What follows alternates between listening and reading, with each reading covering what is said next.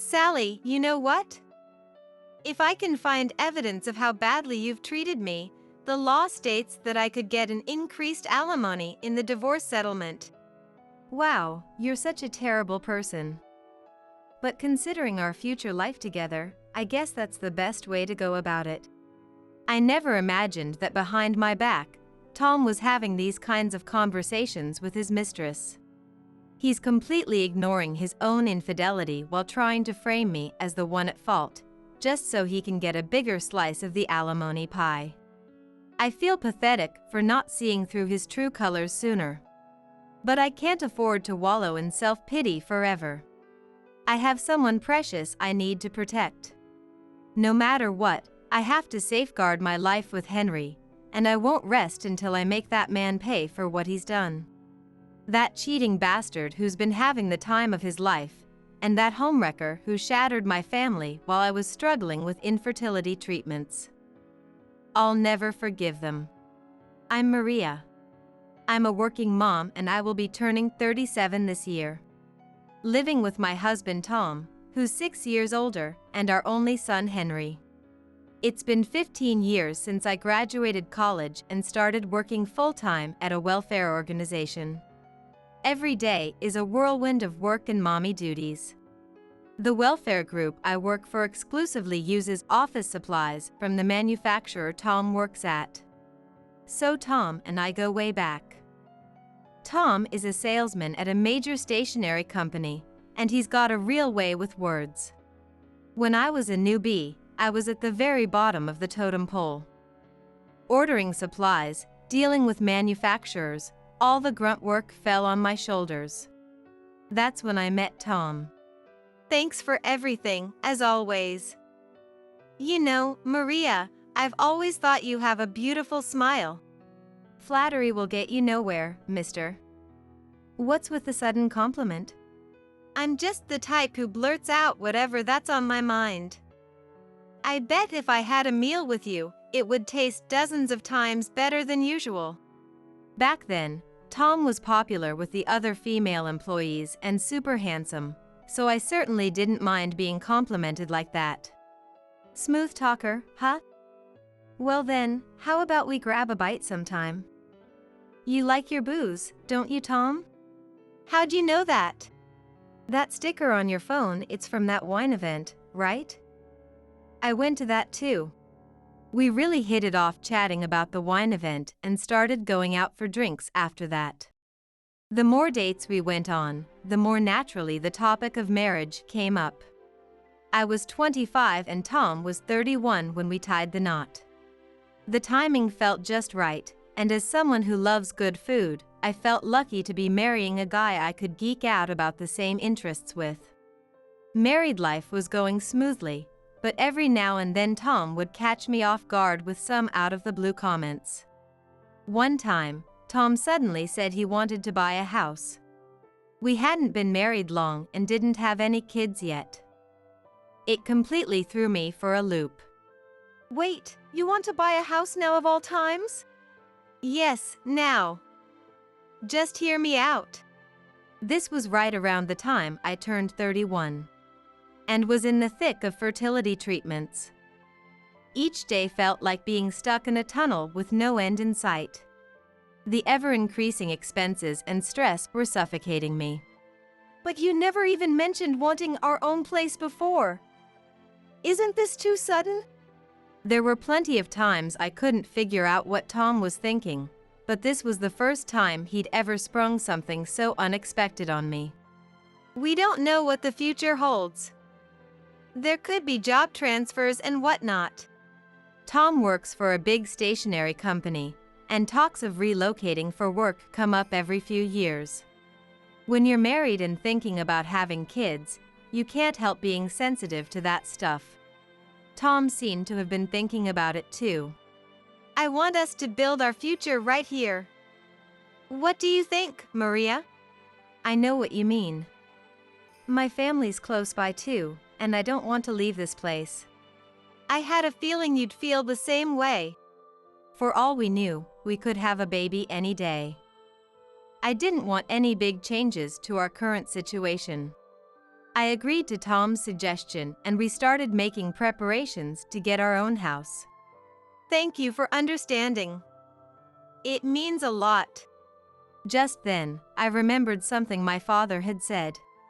It just so happens that my dad has some land he's planning to repurpose from rice fields. He's looking to sell it now, so I'll ask if he'd be willing to give it to us instead. What a stroke of luck! If that works out, it would be such a blessing. When I consulted my father about the land and building our own home, he gladly agreed to hand it over to us. We decided to accept the plot from my parents and build our dream house there. The only issue was whose name to put on the deed. Due to his student loans and other debts, Tom didn't pass the screening for a mortgage. It was an unexpected hurdle, but we were both determined to build our home no matter what. The thing is, I've got some money I've borrowed, so I can't qualify for a mortgage. Would it be okay to put it in your name, Maria? I'm working too, so I think it'll be fine. I'll apply under my name then. In the end, the mortgage went through under my name and we were able to build our house without problems. 2 years after moving into our new home, we welcomed our long-awaited baby boy. I was increasingly grateful we had our own place. But there was one thing that nagged at me. During my fertility treatments, there were times around my pregnancy and delivery when I couldn't get in touch with Tom. It wasn't uncommon for my messages to go unread for days. Is it really possible for a regular office worker like Tom to be unreachable for days at a time? But I figured there was no use in dwelling on it. With our new house to pay for, I continued working while raising Henry.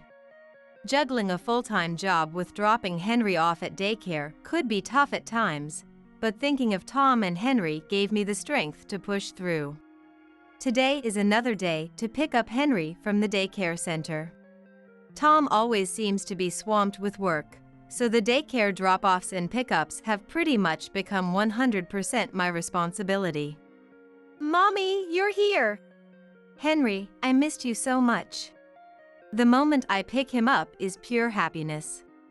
Sometime after Henry had gotten used to going to daycare, Tom suddenly brought up the idea of extracurricular lessons for him.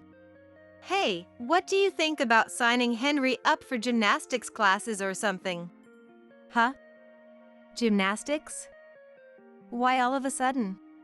I asked as Tom scratched his head. I mean, it's good for boys to be physically coordinated, right?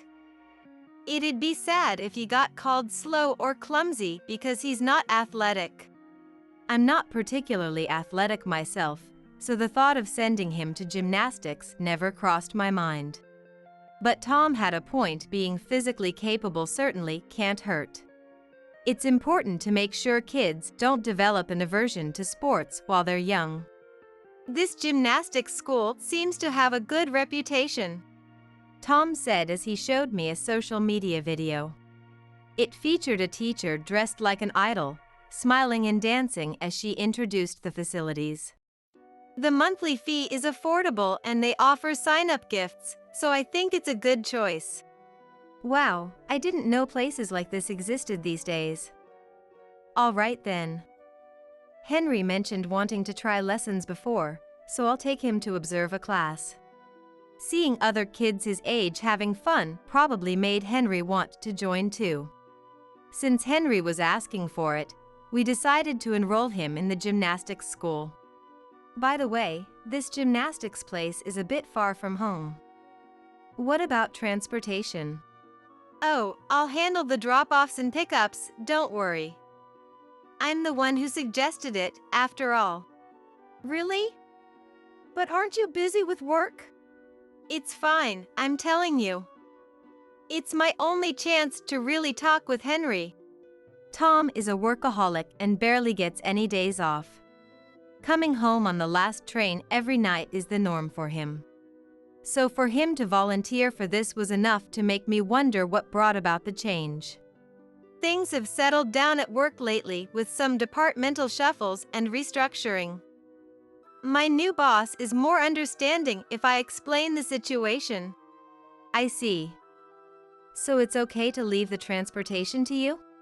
Of course. Leave it to me. True to his word, on days when Henry had gymnastics, Tom would without fail come home on time. I thought maybe this was an important bonding time for both Tom and Henry. So I decided not to interfere and just watch over them. Little did I know that decision would turn out to be a mistake, but that realization would come a bit later. Several months had passed since Henry started his gymnastics lessons. At first, he had trouble fitting in due to his shy personality, but now he had made close friends and seemed to be enjoying his classes. Usually, Tom would handle Henry's drop-offs and pickups, but he said he absolutely couldn't get off work this time, so I had to go instead. The destination was saved in the car's GPS, so I wouldn't get lost, but since it was my first time going, I felt a little nervous. When I arrived at the gym, Henry was so engrossed in practicing his cartwheels that he didn't even notice me. He would almost nail it but then tumble over. As I stood there transfixed by his repeated attempts, I sensed someone approaching me. Hello there. Thank you for always taking care of my son. It was the woman dressed like an idol who I had seen in the facility introduction video Tom showed me before. I hadn't met her during Henry's enrollment process, so today was our first encounter. Dad's not here today, huh? Is this your first time, Mom? I'm Sally, she said, all while intently looking me up and down. I'm not used to being stared at so intensely, so it made me oddly nervous. Unable to bear her appraising gaze, as if she were sizing me up, I decided to strike up a conversation. My husband usually handles the transportation, but he said work would run late today, so I'm filling in. We really appreciate you looking after Henry. Is that so? But is he really at work today? Sally's eyes were sharp as she looked at me. Huh? He definitely said it was for work. He always comes home on time every Tuesday for this gymnastics class, but I guess today just didn't work out. At that, Sally broke into a smile and clapped her hands. I see. He really is a great dad, isn't he?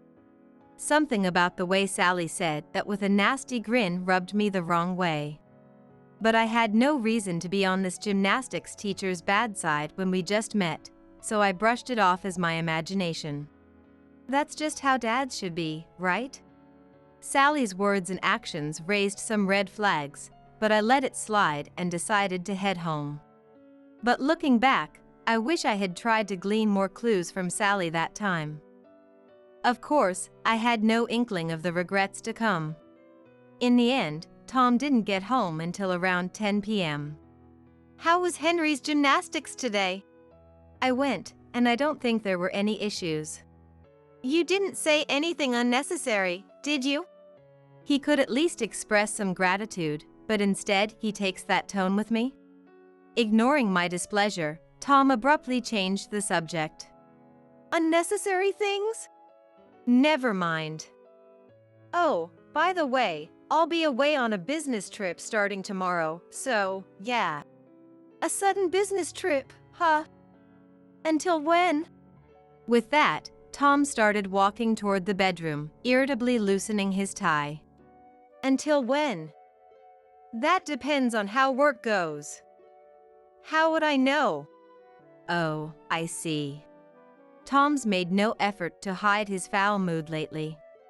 Better not to pry, I guess. The first weekend rolled around after Tom left for his business trip. I decided to clean Tom's study. Knowing him, I bet he never cleans it himself and it's a total mess in there. I brought in a vacuum cleaner, a rag, and a disinfectant spray with the intention of doing some serious cleaning. Bracing myself, I opened the door to the study, and in that instant, I remember feeling that something was off. Tom's study was oddly spotless. The papers were neatly stacked on the right side, the files organized by height, and the cords tidily bundled. Every single thing was clean to a degree I never would have imagined from the Tom I knew. The desk, without a speck of dust, looked like something out of a model room. Honestly, with everything this spotless, there was nothing left for me to do. With that thought, I grabbed my cleaning supplies and was about to leave the room when it suddenly hit me. Had Tom ever kept his study this clean before? He was the type who couldn't care less how messy his space got, utterly indifferent to it all. Henry, on the other hand, had a weak constitution since he was little, and house dust was his worst enemy. Tom never cleaned his study, so whenever he came out of there, it often triggered coughing fits for Henry that wouldn't stop. No matter how many times I warned him or pleaded with him for Henry's sake, Tom never lifted a finger to clean, not even once. Why the hell should I have to clean? If it bugs you that much, you do it, Maria. You've got work documents and stuff in there, right? If I go messing with things and you can't find them later, that's on you. Besides, I want you to clean what you can because the house dust makes Henry's cough non-stop. I'll never forget how irritated Tom sounded when he retorted. What's wrong with him is that he's coughing pathetically even though he's a boy. Must have inherited your weak constitution, Maria. Tom, who had no qualms saying hurtful things just to get out of cleaning. There's no way that same Tom would clean this much without a reason. For him to tidy up to this extent, there had to be some motive behind it. First, I checked his desk and noticed papers sticking out in an odd way. Pulling them out, I found divorce papers, all filled out. Every section that required Tom's input was completed. Had I done something to make him bring up divorce? As I searched for any other potential clues, I spotted something glinting in the crack of his closet. Trepidatiously, I took a look and found an unfamiliar dolphin charm. Huh? What's this charm? There's even half a heart on it. What's the matter? It's nothing. The charm with a glittering blue dolphin and half a heart was attached to a smartphone I'd never seen before. His work phone. But didn't Tom say he was going on a business trip? Would he really forget to bring his work phone on a business trip? My curiosity piqued. I opened the folio-style smartphone case. It looked like a normal case, but the card slot seemed oddly bulky. When I felt it, there was a single photo inside. The photo, seemingly taken at an aquarium, showed Tom and Sally together. In the corner, a child could also be seen. I had a bad feeling about this. As much as I wanted it to be a lie, I couldn't stop wondering what was on that smartphone. Given that he had a photo with Sally, it definitely wasn't his work phone. It wasn't the one he used in front of me either, so then, could it be a phone he got solely to contact his affair partner? Probably never imagining anyone else would see it, the smartphone didn't have a lock on it. Considering myself lucky, I opened up the phone. Nervously checking his messages, I found a mountain of evidence of his cheating. It seemed he met Sally, the gymnastics teacher, through a dating app and was using this smartphone to communicate with her. When I opened the messaging app, there was a speech bubble next to Sally's name. Let's hurry up and get divorced so we can be together. And selfie icon that read. As I scrolled, I spotted a message from Tom to Sally. Just wait a bit. If I can get proof that Maria treated me horribly, I should be able to get more alimony in the divorce. Well, aren't you awful? But I suppose that's for the best, considering our life together from here on. I want to hurry up and live together with the child I had with you, Sally. That's the kind of exchange that was left behind. His child? Wondering what on earth this meant, I read a bit further into the messages and discovered that apparently, he had a child with Sally. And at this very moment, it came to light that he was on an adultery trip with Sally, using his paid time off. The travel plans they were discussing were for that very day. Reading it made me feel sick to my stomach, but I couldn't afford to throw up here. Continuing to read, new facts emerged. Tom and Sally had a 6-year-old daughter together. They were planning a party for when they officially registered their marriage, and after divorcing me, he intended to move Sally and their child into this house to live together. From what I could gather in the messages, it seemed he had cheated on me with someone he met through a dating app while I was struggling with fertility treatments. Unforgivable. Along with my disillusionment with Tom, I could see what I needed to do. I had to protect my life with Henry. Without delay, I launched my counterattack. I thought the secret affair phone and divorce papers alone might not be strong enough as evidence. If I wasn't careful, he might find a way to weasel out of it. To further solidify my proof, I searched through drawers and closets. That's when I found a marriage registration form and a pair of rings engraved with Sally's name. I added my own name and necessary information to the completed divorce papers I found in the room and went to submit them. Without his knowledge, of course. For him to have everything prepared that meticulously, it could only mean one thing. More than anything, I couldn't bear the thought of living under the same roof as someone capable of infidelity. The fact that he had the divorce papers ready to that extent, with all his sections filled out, meant he was fully intent on divorcing from the start. Considering he even had a marriage form with Sally and their rings neatly tucked away in a drawer, I certainly wasn't going to end my revenge with just submitting the divorce papers. I wouldn't be satisfied unless I went all the way. I proceeded with the steps to sell the house. The land and house were both in my name, so there were no particular issues and I could handle the process based on my judgment alone.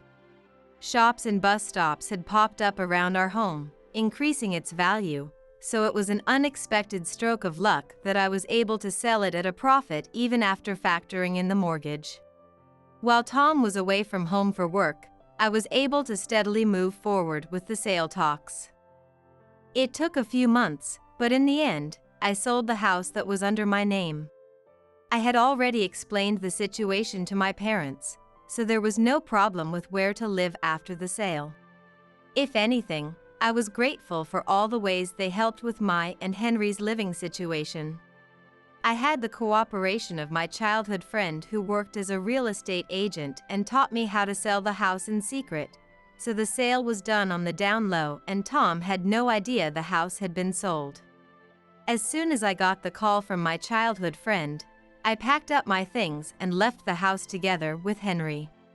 Lately, even when Tom did come home, he would avoid me by returning late at night and leaving early in the morning, so he never saw me or Henry at all. Tom was still frequently away from home for business trips and work as usual, so he seemed completely oblivious to the fact that Henry and I were preparing to leave. Tom reached out to me while Henry and I were temporarily staying with my parents after leaving the house. "Where are you?" I could hear the irritation in Tom's voice over the phone, but it was just as I expected. "What does it matter where I am? Why are you suddenly calling me, Tom?" "I got off work early today, and when I got home, some stranger was there. They abruptly asked me when I could move out, which made no damn sense. Did anything happen while you were at the house, Maria?" I figured this was the right timing, so I decided to tell Tom. "I put the house up for sale while you were gone. I thought it would take longer, but I guess I got lucky." "What? What the hell are you saying? You sold my house without my permission." I was appalled by Tom's words. He seemed to be under the impression that it was his house and couldn't contain his anger. "You think you can get away with doing whatever you want without asking the man of the house?" "Man of the house? Who?" I couldn't help but retort. "Your house. What are you talking about?" "It's my house. I already know you've been hanging out at your mistress's place every day, Tom. What's that supposed to mean? It's creepy how you've been sneaking around." I could hear him click his tongue on the other end of the line. What proof do you have that I'm cheating? And with no house, where the hell do you expect me to live? I don't need to spell it out for you here. Just don't forget that the land and house were in my name, got it? I don't care where you live, Tom, but hand it over pronto. What the hell do you take me for, Maria? A complete stranger. I submitted the divorce papers, by the way. Go shack up with your mistress and that should solve everything, right? The one you were fooling around with while I was suffering through treatments. I won't even ask for alimony, so count yourself lucky. Then, unable to contain his glee, Tom started talking over the phone. I couldn't care less about you, Maria. Do whatever you want. I never planned on paying alimony anyway. After hearing Tom's words, I hung up the phone. Not once did he bring up Henry or show even a shred of concern for him. I couldn't forgive Tom for that. Honestly, I had even thought that as long as I could quickly leave Tom behind, driven solely by my own pain, that would be enough. But I realized that was the wrong approach. I had to find a way to hurt Tom, who didn't spare a single thought for Henry and acted like he didn't even exist. Somehow, I wanted to make Tom pay. That's when I got some good news from an acquaintance at the gymnastics school. Apparently, Sally was planning a wedding party and inviting her close friends. It seemed Sally was connected with some of the gymnastics school moms on social media. She had supposedly made posts on there hinting at a party she was planning at a rented-out wedding venue. An acquaintance gave me her account info, so I checked it out right away and saw Sally's posts gushing with happiness. The joy of marrying someone you truly love. From the way she was posting, you could tell her head was filled with bliss. Following her social media posts, I was able to find out the wedding party's location and date, so I decided to crash it that day. On the day of the wedding party, I was at the wedding hall in the neighboring town. Henry and I had been eagerly awaiting this day. I couldn't believe he cheated on me without any regard for our family, and his mistress had to be our son's gymnastics teacher of all people. Let's go. Yeah. Mom, can you tell him directly? Yep. And Henry, you don't need to push yourself, okay? Henry looked at me and smiled. Mom, I thought something might be up since you always seemed down when Dad was around, but don't overdo it yourself, okay? The wedding hall had an open setup, so it had a welcoming vibe like anyone could come in. When I dropped Tom's name, I was immediately led into the venue where they were introducing the bride and groom's profiles. They spun the story of how Sally met Tom while working as a gymnastics instructor in an unfamiliar place as a single mother, finally reaching the goal of marriage. Watching the meticulously crafted profile video made me want to hurl, but I couldn't afford to lose it here. I made my way through the crowd and reached where Sally was. Sally had just finished talking with a friend and was standing alone, so I thought the timing was perfect. I approached from behind and tapped her on the shoulder. The way Sally's face stiffened when she turned around still makes me laugh to this day. Long time no see, Teach. How've you been? I'll never forget the shocked look on Sally's face when she saw me. What? No way. Henry's mom? Why are you here? I should be asking you that. Throwing a wedding party like this. So you're the one Tom's remarrying, huh? For a moment she looked uncomfortable, but quickly replied. We just had a fateful encounter while I was working at the gymnastics school. The only difference is timing, but I was his destined partner, you see. I hear you have a child, Sally. So you and Tom are getting married with kids in tow? It's just like we showed in the profile video. He loves me, child and all, so I decided to marry him. The child was the one I saw in the corner of the photo tucked in that smartphone case. Watching the kid next to Sally boredly playing games on a phone, It was easy to imagine they hadn't been raising the child properly. I borrowed the mic from the MC and shouted out right then and there. Everyone, I'm Tom's ex-wife who he just recently divorced. Sally says she's remarrying and bringing a child from her previous husband, but take a look at this. I held up a single sheet of paper. I have the results of a DNA test right here. We had it done, and well, what do you know? The connection was proven. The wedding guests started making a commotion. The group that had been boredly drinking until now and the women who were fixing their hair all turned to look at me. Which means your child is not a stepchild to my ex-husband. They were actually parent and child from the start. How does it feel to have introduced the child born from an affair to the real father? What? Why would you say something like that? The human gaze is hard to deceive, and the murmuring only grew louder and louder. I couldn't wrap my head around the nerve of showing up as the father to a child born from cheating.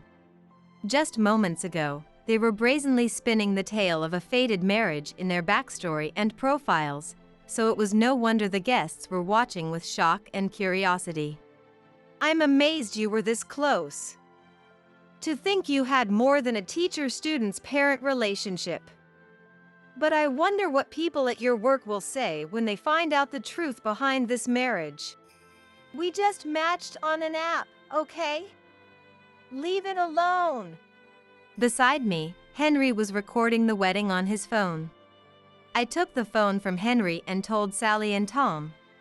I wonder what would happen if I sent this video to your coworkers. From the looks of it, I bet they have no idea you've been having an affair for years. I showed them the customer inquiry pages on both their companies' websites. Then I operated the phone and attached the video I just recorded.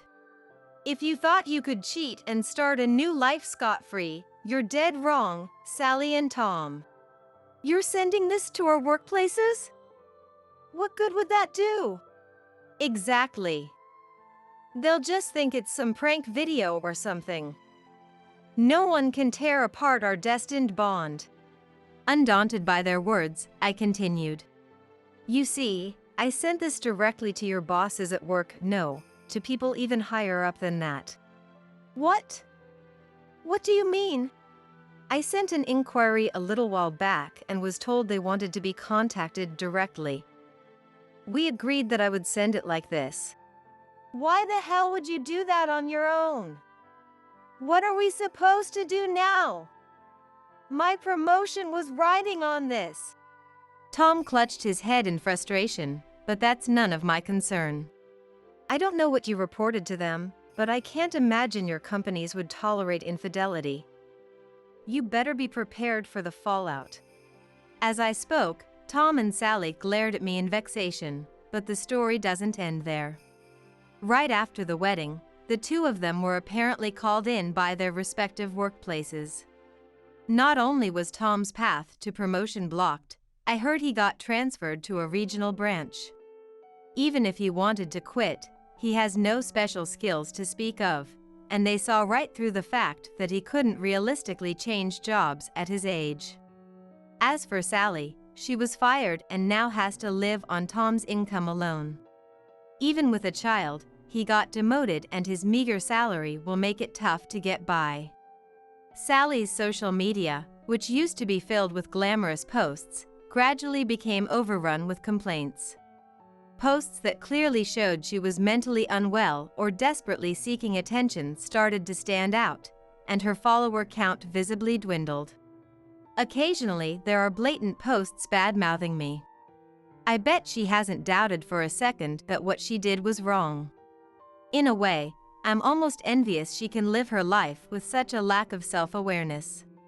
Now, I used the money from selling the house to buy an apartment where I'm living with Henry. Henry is about to reach the age to graduate elementary school.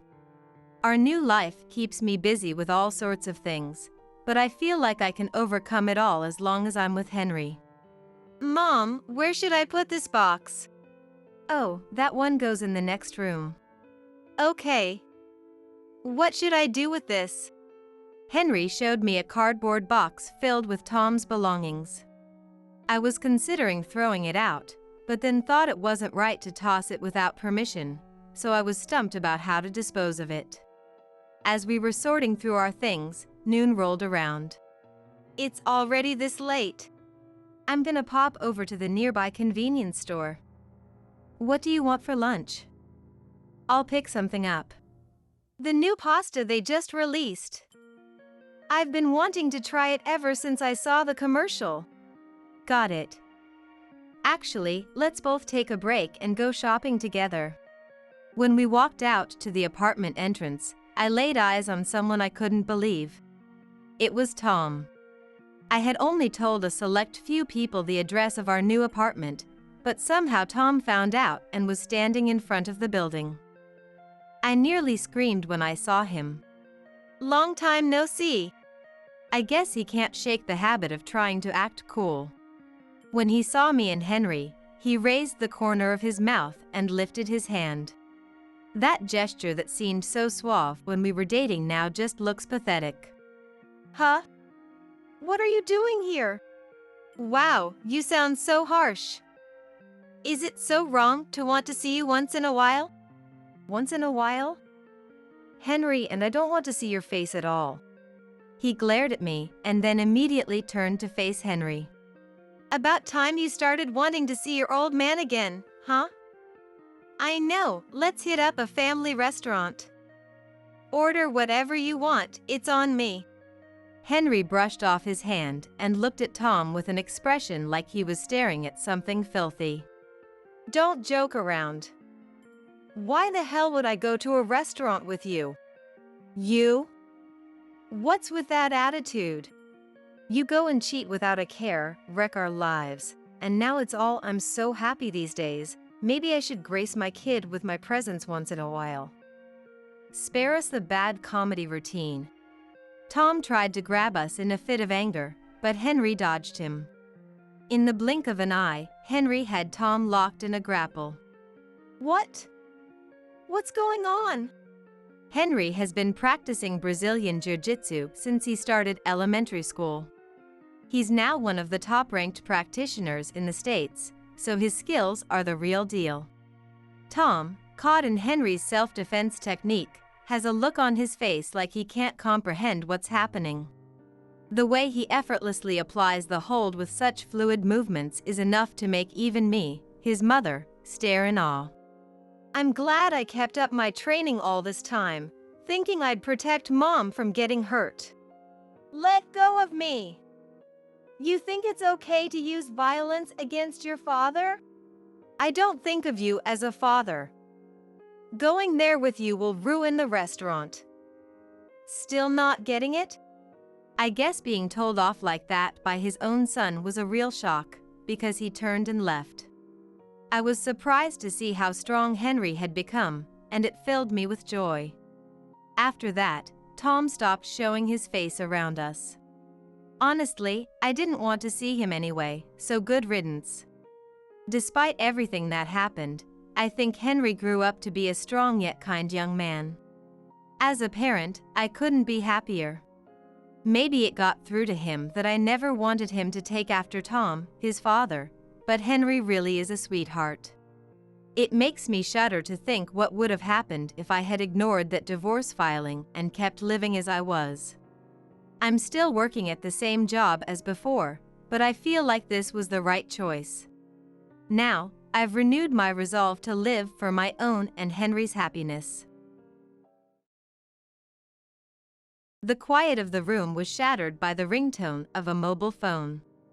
Grabbing the phone, the screen showed an incoming call from the daycare center attended by Amael Karen, causing a rush to answer. Hello, this is Barbara. What's the matter? Is something wrong with Karen? My hurried words, perhaps too fast, seemed not to be fully understood by the staff on the other end, who, instead of answering my question, began explaining the situation. Actually, Karen has become quite ill. She's running a high fever, so we wanted to inform you. We can only provide first aid here. A fever, got it. I'll be there right away. I immediately left the house and drove to the hospital.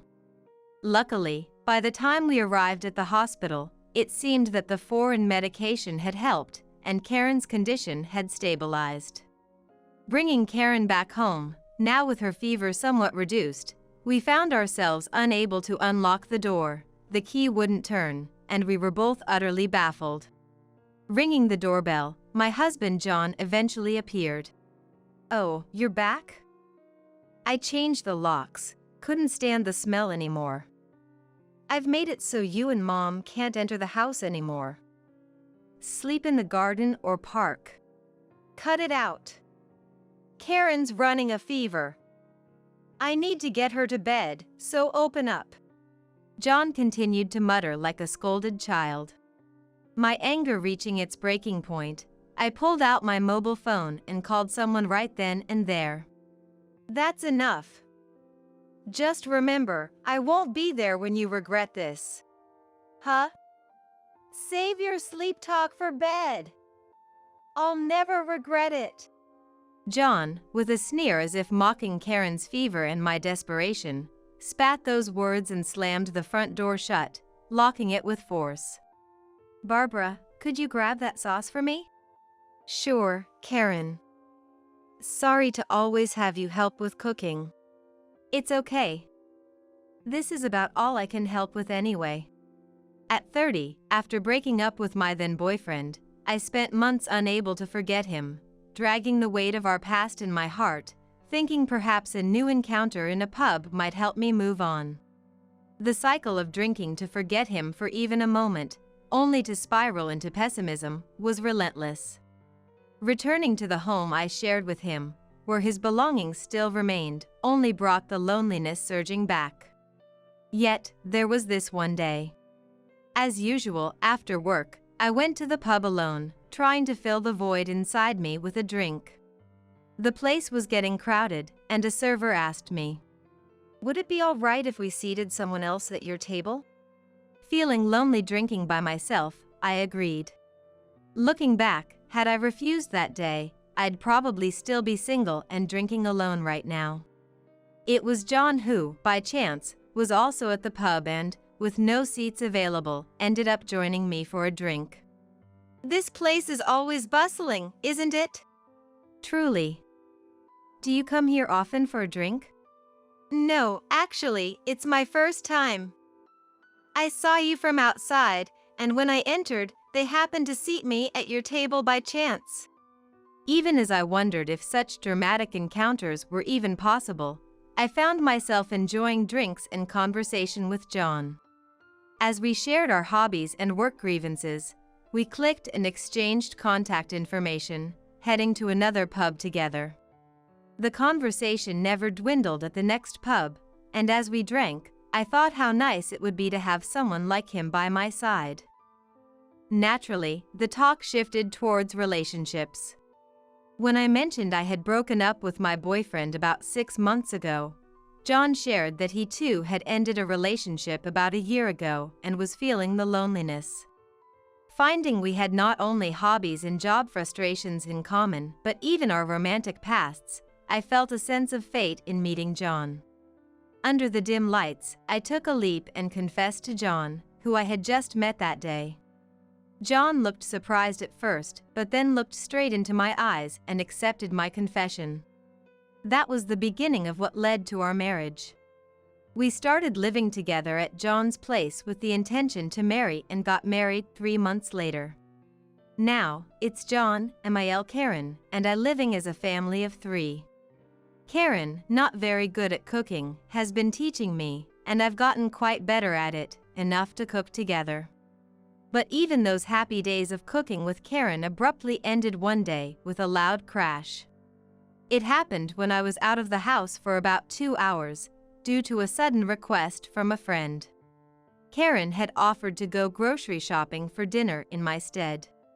Though she was older and had been dealing with back issues, she had been advised by her doctor that moving around for daily chores was actually better, so I thoughtlessly asked her to do the shopping. In the evening, as I finished my errands, I received a call from Karen's doctor, informing me that she had missed a step on the stairs and injured herself. I also informed John, but he was too busy with work and couldn't make it within visiting hours, so I went to the hospital alone. Arriving at the hospital, I saw Karen lying in bed. The nurse told me that she had slipped on the supermarket stairs, fallen, and sustained a hairline fracture in her lumbar spine, and was currently under anesthesia to manage the pain. Karen, are you all right? I heard about the hairline fracture in your back. Barbara, I'm sorry. I've caused you trouble. And I messed up the groceries a bit. Don't worry about that. You're more important than the groceries. John can't come because of work, but he might call later. I'll explain the situation to him too. I'm sorry for causing trouble.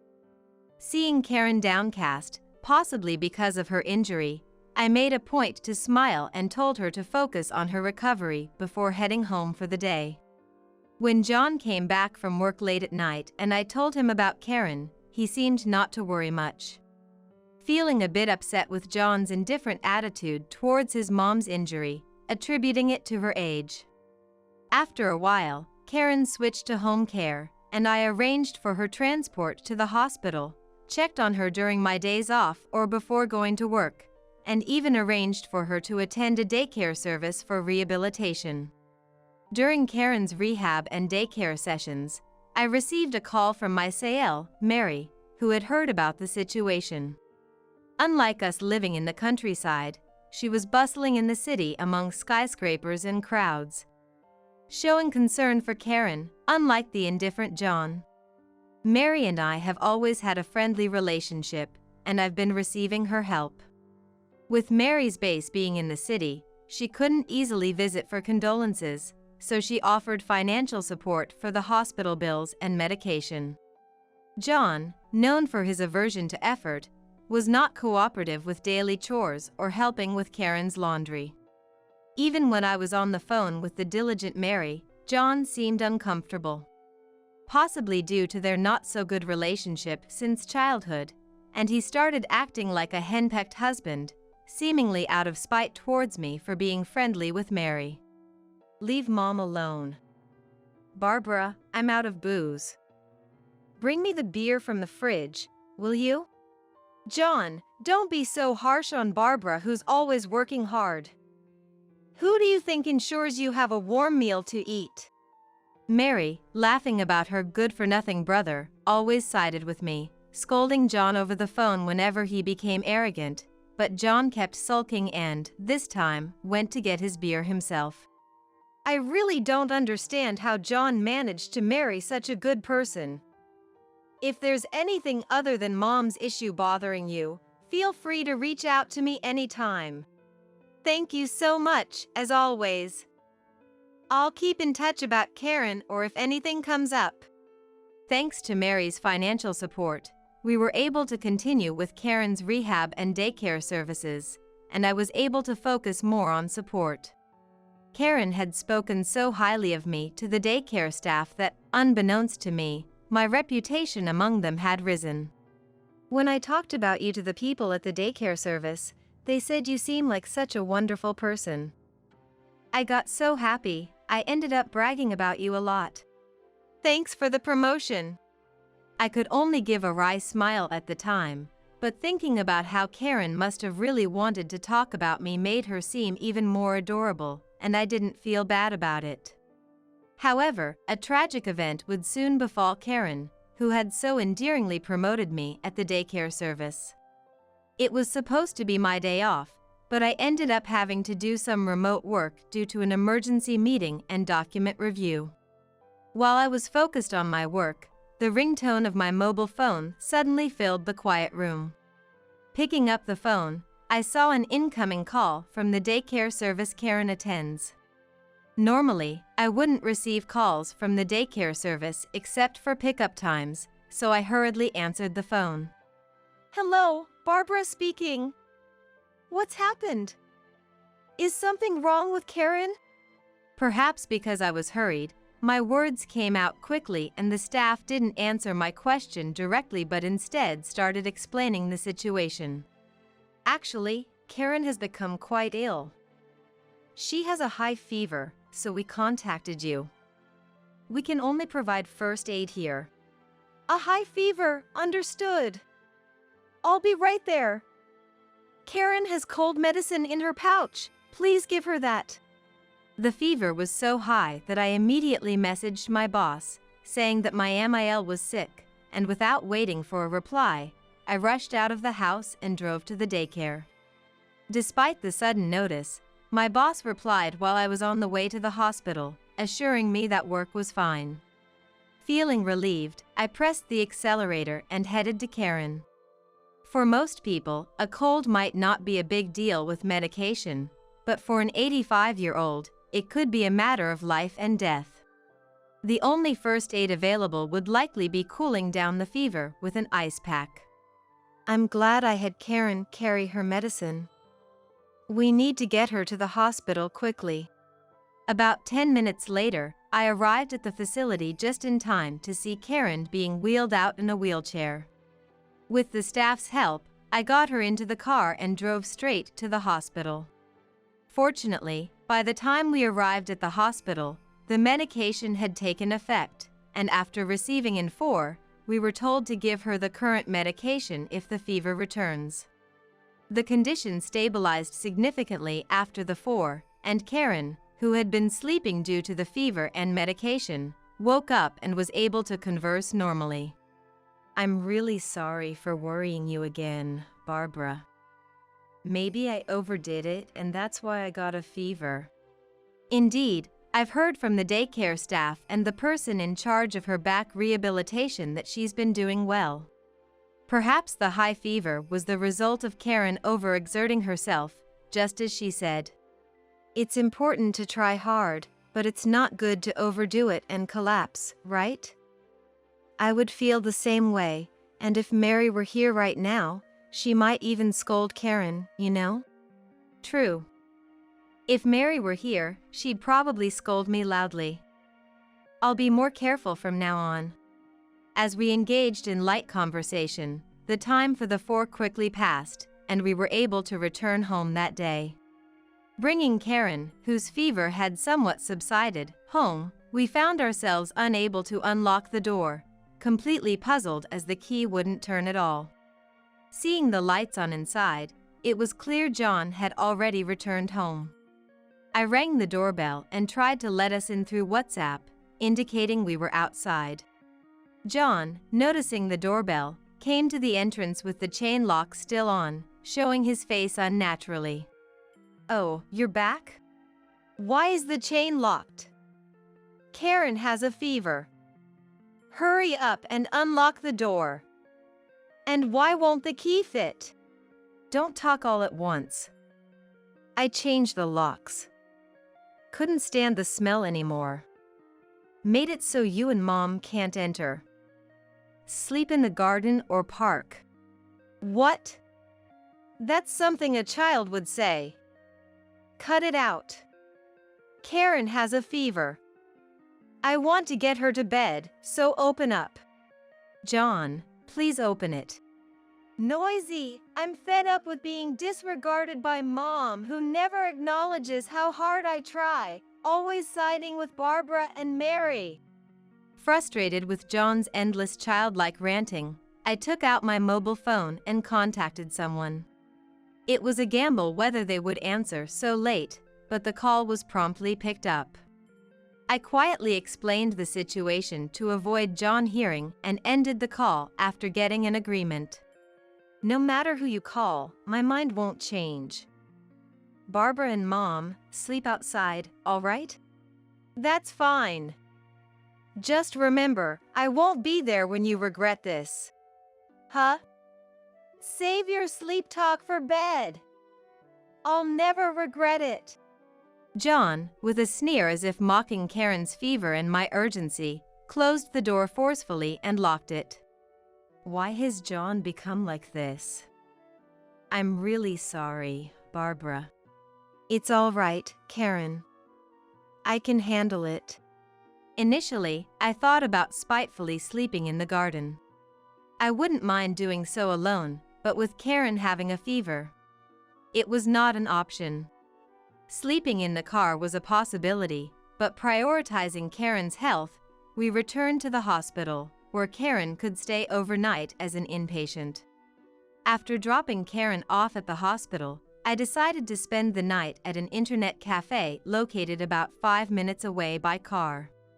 The next day, feeling utterly unrest and even more exhausted due to the unfamiliar environment, I went to pick up Karen. Considering our precarious lodging situation, I remembered Mary's offer to consult her anytime and immediately contacted her. He must be fed up with us and trying to drive us out of the house.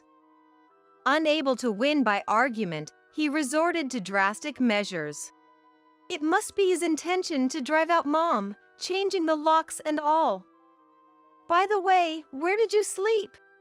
I managed to have Karen stay at the hospital for the night, and I stayed at a nearby internet cafe. But since we can't return home, I was wondering what to do next. Discussing the difficulty of recuperating in unfamiliar environments with a sick Karen, Mary astonishingly offered to help by introducing us to a hotel run by her acquaintance. I'll take care of the costs, just stay there for now. I'll finish up my work as quickly as I can and come over. With that, Mary, citing work commitments, ended the call and sent the hotel's location. For a moment, I wondered if it was okay to rely on Mary to this extent, but considering Karen's situation, there was no room for hesitation. I decided to pick up Karen and head to the hotel. Karen's condition had improved since spending a night at the hospital, though she still had a slight fever and was advised to continue taking her medication and rest. She likely never imagined she would experience such a high fever at over 80 years old. Despite appearing cheerful, I knew we were pushing her limits. Barbara, were you okay last night? Where did you sleep? It's fine. I stayed at a nearby internet cafe. More importantly, Mary has arranged for us to stay at a hotel run by her acquaintance, so we're sorted for accommodation now. Knowing that Mary had arranged for a hotel stay seemed to reassure Karen a bit, and we got into the car headed for the hotel. Luckily, the hotel was only about 15 minutes' drive from the hospital. Mentioning Mary at the reception, it seemed they were already informed, and we were promptly shown to our room. The room we were given was surprisingly the most luxurious one, so grand that we wouldn't have easily afforded it even as regular tourists. While grateful, I couldn't help feeling somewhat guilty for the extravagance. Exploring the opulent interior in awe, a woman came into the room. It turned out she was the owner, a longtime friend of Mary's since high school, and they had even once competed for the same man, she shared with a sense of fun that suggested a deep friendship. After explaining to Karen that we had been driven out of our home by John and to rest after the stress of moving, I decided to try contacting John again. Hoping that his actions might have been impulsive due to being drunk, I dialed his number, harboring a faint hope for an apology. However, the mobile phone was off and unreachable. Resigning to wait for Mary's arrival, I focused once more on caring for Karen. 3 days later, in the afternoon, the owner came to inform us of Mary's arrival. Karen, Mom, sorry for being late. After a brief chat with the owner at the hotel entrance, Mary came to our room and brought us snacks. While enjoying coffee, I explained in detail what had happened. Locked out. We have no idea what John is doing inside the house or the current state of the home. Didn't we install a fall prevention rail or a camera by Karen's bed for emergencies? Remembering the camera I had installed for checking via mobile phone, I quickly took out my phone to view the current footage. The camera successfully displayed the room's image, allowing us to see inside the closed-off house. There were several cameras, each placed as hidden cameras in Karen's bedroom and other rooms she would use. Naturally, Karen's bedroom showed nothing, and there was nothing of concern in the toilet or washroom either. Watching the footage and checking for anything captured became oddly enjoyable despite the circumstances. The camera view switched to the entrance, and Mary suddenly pointed out something on the screen, asking us to pause. "Isn't that Barbara's coat?" Pointed out by Mary was a trendy, expensive-looking coat. No, I don't own such an expensive coat. Plus, I always put my coats back in the closet, so it's strange for one to be at the entrance. Does this mean it belongs to someone else? Let's check the footage from areas we haven't seen yet. Switching to the living room footage as per Mary's instruction, we saw John and an unknown woman eating together like a couple. The camera also recorded audio, and from their conversation, it was revealed that the woman's name was Elizabeth and that she was having an affair with John. Further watching and listening revealed that they had plans to marry someday and that Elizabeth disliked the elderly Karen, leading to our expulsion to give them space. What is this? Kicking out Karen and Barbara, only to have his affair partner over. I regretted my earlier leniency, wishing I could confront my past self for considering forgiveness if he had just apologized. How had John become such a man, to drive out his sick mother and me for an affair? I felt a mix of anger and sadness rising within me. Our minds were made up. I discussed the situation with the daycare service we relied on and, after ensuring Karen's stable condition post-recovery at the hotel, decided to confront John to uncover the whole truth. He should be at his office by this time. Let's go. We'll make John confess everything in front of Barbara and ensure he apologizes. After delivering Karen to the daycare facility, we headed to John's workplace. Claiming to be John's wife, I proceeded to his department, maintaining my dignity as his spouse. Excuse me, I'm John Williams's wife. I've come to deliver something he forgot. Amidst the commotion and smiles from John's colleagues, the faces of John and Elizabeth, unexpectedly a coworker, darkened. Successfully infiltrating, Mary and I first called John out alone, and then using his mobile phone, invited Elizabeth to discuss matters at a cafe. Sitting across from each other, John and Elizabeth opposite us, we ordered coffee. No one drank, and in the ensuing silence, an eerie atmosphere enveloped us. Reaching her limit with the tense atmosphere, Mary presented the infamous footage as evidence of the affair to both of them. Contrary to our expectations of them being flustered by the incontrovertible evidence, they brazenly defended their actions as if it was the most natural thing in the world. What's wrong with that? It's my business who I spend my time with at home. We're in love. Elizabeth sees me for who I am, unlike Barbara and Mary. Yes, we love each other. I've always heard how Barbara neglects John. We had previously arranged for someone to come to the cafe. Facing John and Elizabeth's arrogance. Going to call a lawyer now? But their confidence vanished instantly when the person arrived. Turning pale. Sorry for being late. Traffic was a bit heavy. Why are you here, boss? Indeed, the person I had called was John's company's CEO. I had attempted to secure an appointment since the day we were driven out, and during our stay at the hotel, I managed to discuss our situation. The CEO was aware of our circumstances because, as it turns out, his mother uses the same daycare service Karen attends, and Karen herself had directly informed him of the situation. John Williams, was it? Your actions are inhumane, neglecting your mother and wife, aren't they? I think it's inappropriate for a CEO to comment on my personal affairs. I love Elizabeth, and just like at work, I eliminate obstacles to efficiency. That's right, boss. We haven't done anything wrong. Barbara is the one mistreating John and playing the victim. Perhaps deciding enough was enough, the CEO revealed something we weren't aware of. However, Claiming to be on business yet engaging in adultery at home during work hours is wrong, both as a person and as an employee, isn't it, John Williams? This revelation surprised not me but Mary, who reached her breaking point first. Grabbing John by the chest, she showed an anger far beyond her usual scolding over the phone.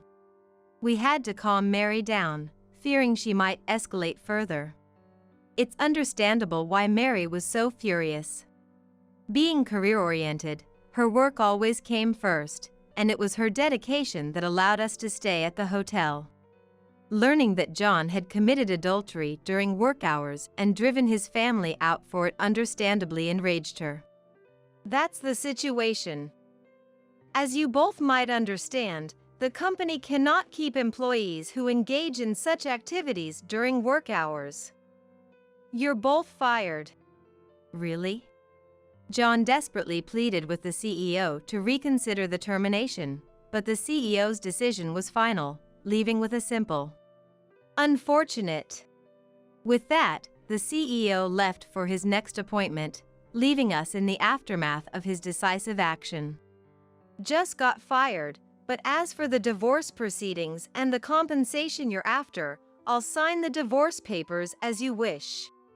Standing there, unable to grasp the reality of what just happened, I added insult to injury with my statement to the two of them. Fine, I'll do the compensation and the divorce if it means I can be rid of Barbara. I'll have nothing to do with Mary or Mom from now on. Now we can finally build a happy home together. Despite being fired and facing demands for compensation and divorce within minutes, their unfazed, childlike defiance was baffling. But as they said, this meant I no longer had to deal with John, and we could return to our home. But I'm taking the house. Excuse me? I looked it up before. Selling that house now would bring in a significant amount of money. We'll sell the house and move abroad to live a comfortable life. Hearing this, I was sure John knew nothing about the house or family matters, only what suited them. John, you really don't know anything. That house is in Karen's name, including the land rights. So, John, you have no house or land to sell. How do you plan to live abroad? John, you might seem confident, but you have nothing left. No money, no status, no relationships. John, shocked by the truth, realized he had been cornered since being fired. Suddenly changing his tone, John approached us in a panic, trying to ingratiate himself. But his efforts were futile. Elizabeth, witnessing our exchange, visibly recoiled at John's pathetic display. No surprise there. Seeing someone you admire crumble under pressure and attempt to ingratiate themselves with those in power would be off-putting to anyone. By the way, John, Karen was listening to our conversation over the phone. If you have anything to say, now's your chance. As Mary handed over the phone, John snatched it, desperately apologizing. However, no words of forgiveness came from the phone. John, I may have raised you wrong, but I don't recall raising someone who doesn't value family. I no longer consider you my son. Don't show yourself to us again. Karen's final words to John were of severance. John, unable to hide his shock at the final words, "Are you abandoning me?" received no reply as Karen had already hung up. Leaving John and a consoling Elizabeth behind, I placed the signed divorce papers on the table and left the cafe in high spirits.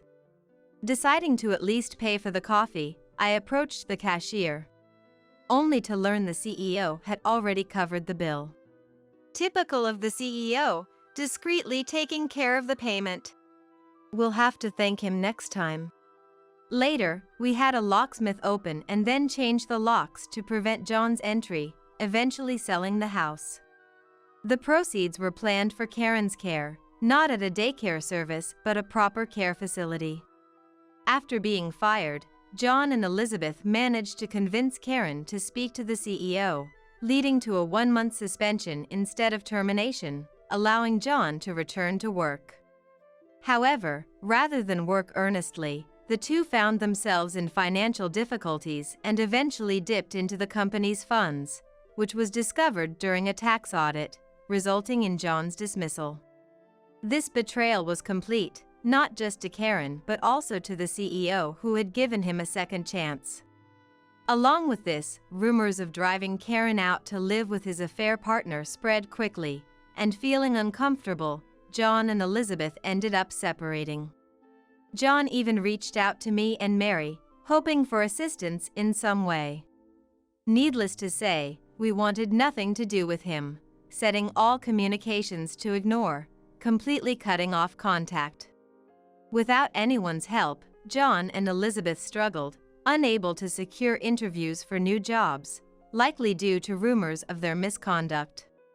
Even when John managed to find work at a small company, he couldn't fit in, leading to a series of resignations and a descent into poverty as their savings dwindled. Contrasting their downfall, my life improved significantly. With Karen's care entrusted to a facility, I found time for myself, and through Mary's introduction, I ventured into a new job, finding it fulfilling. Barbara, how's work? Are you managing well? It was tough learning everything from scratch, but now I genuinely enjoy my work. I hope to find a hobby while working, just like Mary. That's good to hear. I'm doing well too. The staff here are kind, and I've even made some friends. Thanks to you and Mary, I'm enjoying my days here. Thank you. The thanks are all mine. Mary's visiting soon, so we'll go out together again. Karen, once feverish and frail, is now vibrant and healthy. Unbeknownst to her, Karen's welcoming smile energizes me and Mary every time we visit the care facility. I hope Karen spends the rest of her life smiling. Taking care of Dad and Mom is all on you, my dear wife. If you oppose, I'll divorce you and sue for alimony, huh? Could he really believe such an absurd demand would pass? I looked at Georgina, utterly exasperated. Alex stood there boldly, giving me a nasty smirk while looking at me. He must think I would accept his demand. Indeed, I've complied with the requests for the sake of the in-laws, believing it was the right thing to do. Regardless of Alex, I thought those two were good people. But now, having seen Brittany's true nature, I've lost all concern, let alone any sympathy. I smiled back at Alex. All right then. Let's get a divorce. Don't come crying to me later. Talking back to your husband, what a failure of a wife. Good riddance. Choosing your job over Dad and Mom. Unbelievable. Oh, my apologies for that. Exactly. I'd prioritize Dad and Mom over my job any day. Unlike you, who's utterly heartless.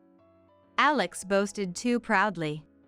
Then why didn't he take time off work now? Instead of pushing it onto me, he should just take a break and help out his parents. Blaming and pushing responsibilities onto me without lifting a finger, what a way to shift the blame. From now on, even if we see each other at work, don't you dare speak to me. I should have chosen a different company. Alex's parting words pushed me to my limit. Then you're fired. What? Fired? You're not my boss. What are you on about? Gone mad from the divorce shock? I couldn't help but reveal a truth Alex was unaware of. I'm Ren, 40 years old. I run an apparel company. I started this company at 26. Having lost my parents early, I motivated myself by setting goals and focusing on achieving them. Decades later, I've dedicated my life to stabilizing the business, working tirelessly. As my friends got married one by one, I didn't even have a boyfriend. There was no time to play. I traveled for work, both domestically and internationally. There were years I don't recall taking any time off. Surrounded by relatives and acquaintances, I was often met with veiled criticism disguised as concern. Aren't you going to run out of time to have children if you don't hurry up? Is work really that enjoyable for you? Don't you get lonely? Arguing back would only invite more nagging. So, I took to leaving those situations with a forced smile as quickly as possible.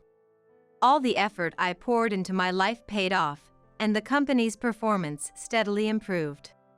Finally, I could afford to take regular breaks and had the luxury to enjoy my personal life. By this time, I was already 38 years old. At this point, I wasn't particularly keen on marriage, but the idea of having a good partner was appealing. That's when I met my husband, Alex. Our meeting was sparked by a soccer game. Suggested by a subordinate, I went to watch a game on a whim and met Alex there, cheering for the same team, and we hit it off. After attending a few games together, we started going out, and then he asked me out. Alex was the same age as me, but seemed remarkably youthful. He had many hobbies, from baseball to video games, manga, and golf, dragging me along to all sorts of activities. Having never really had time to play before, my time with Alex was incredibly exciting and fun. Being my first boyfriend at 38, I was honestly quite thrilled. One day, Alex broached the subject. "Would you meet my parents?" If I'm going to marry someone, it's going to be Ren. That's why I want to properly introduce you to them. This was about 2 months into our relationship. Caught off guard, I couldn't refuse, always looking forward to the fun times with Alex. Things went smoothly, and a week later, we visited Alex's parents' house. Oh my! To be dating such a lovely person, my son is a lucky man. Indeed. What a wonderful young lady. And for Alex to introduce a girlfriend to us, that's a first. He must be really smitten. Warm and welcoming, Alex's parents showered me with compliments, leaving me flattered and embarrassed throughout the visit. Alex, sitting next to me, smugly commented, Right? A catch at 38. Right? A catch at 38. Though crudely put, it seemed meant as a compliment in Alex's way. With such wonderful parents, I felt we could have a good relationship after marriage. I was relieved the meeting went well. However, I was slightly concerned that Alex referred to his parents as mom and dad. A calling I hadn't often heard from adult men in my circles, which initially surprised me. But considering the differences in each family, I decided not to dwell on it negatively. Alex seemed to have a good relationship with his parents, often praising his mother excessively. While endearing, some aspects felt off-putting at times. Like when the conversation turned to cooking. "What kind of dishes do you excel at, Ren?" I wouldn't say I excel, but I often cook Western-style meals. At this, Alex enthusiastically chimed in. Right. She makes steak a lot. They're edible, but when compared to Mom's cooking. Oh, that's a great idea. Why don't you teach her your recipes? I understood the comfort of familiar tastes. But his wording left me feeling complex. Unperturbed by my feelings, Alex's mother was delighted. Well then, I must compile a notebook for Alex's sake. She was enjoying herself. As we were about to leave, a shocking truth came to light. "When are you two getting married?" asked by Alex's mother. Alex casually replied, causing me to be taken aback. I'd marry her right now if I could. It'd make life easier, especially since part-time work doesn't pay much. Part-time? Indeed, when I first met Alex and inquired about his job, he vaguely mentioned something like sales.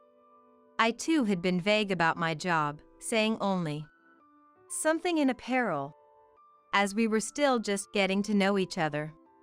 Everyone has things they'd rather not discuss. I figured we could talk about it more once we got a bit closer. I had completely forgotten about it, never imagining he was working part-time. Stunned, Alex explained with a frustrated look. What's with that face? Thinking even at 38? But, you see, there's a good reason for this. Turns out, Alex's mother has always been frail and prone to sickness. Then, 2 years ago, his father fell ill and needed care. Alex, who was working in sales at a steel company at the time, quit to take care of his father, switching to a more flexible part-time job. Mom alone would have a hard time, right? I just wanted to be there for my parents. I thought it'd be fine to stay part-time for that reason. Alex glanced at his parents and nodded. Recently, both Mom and Dad have been in good health, so I'm thinking of getting a full-time job again. I gotta work hard if I'm going to marry Ren. Hearing about the part-time work, I felt ashamed of my disappointment. Alex had simply prioritized his parents over his job. What a kind and warm person he is. And now, he's thinking of what's best for me. After our conversation, I thought for a moment and then made Alex an offer. If you're interested, why don't you apply to my company? Eh?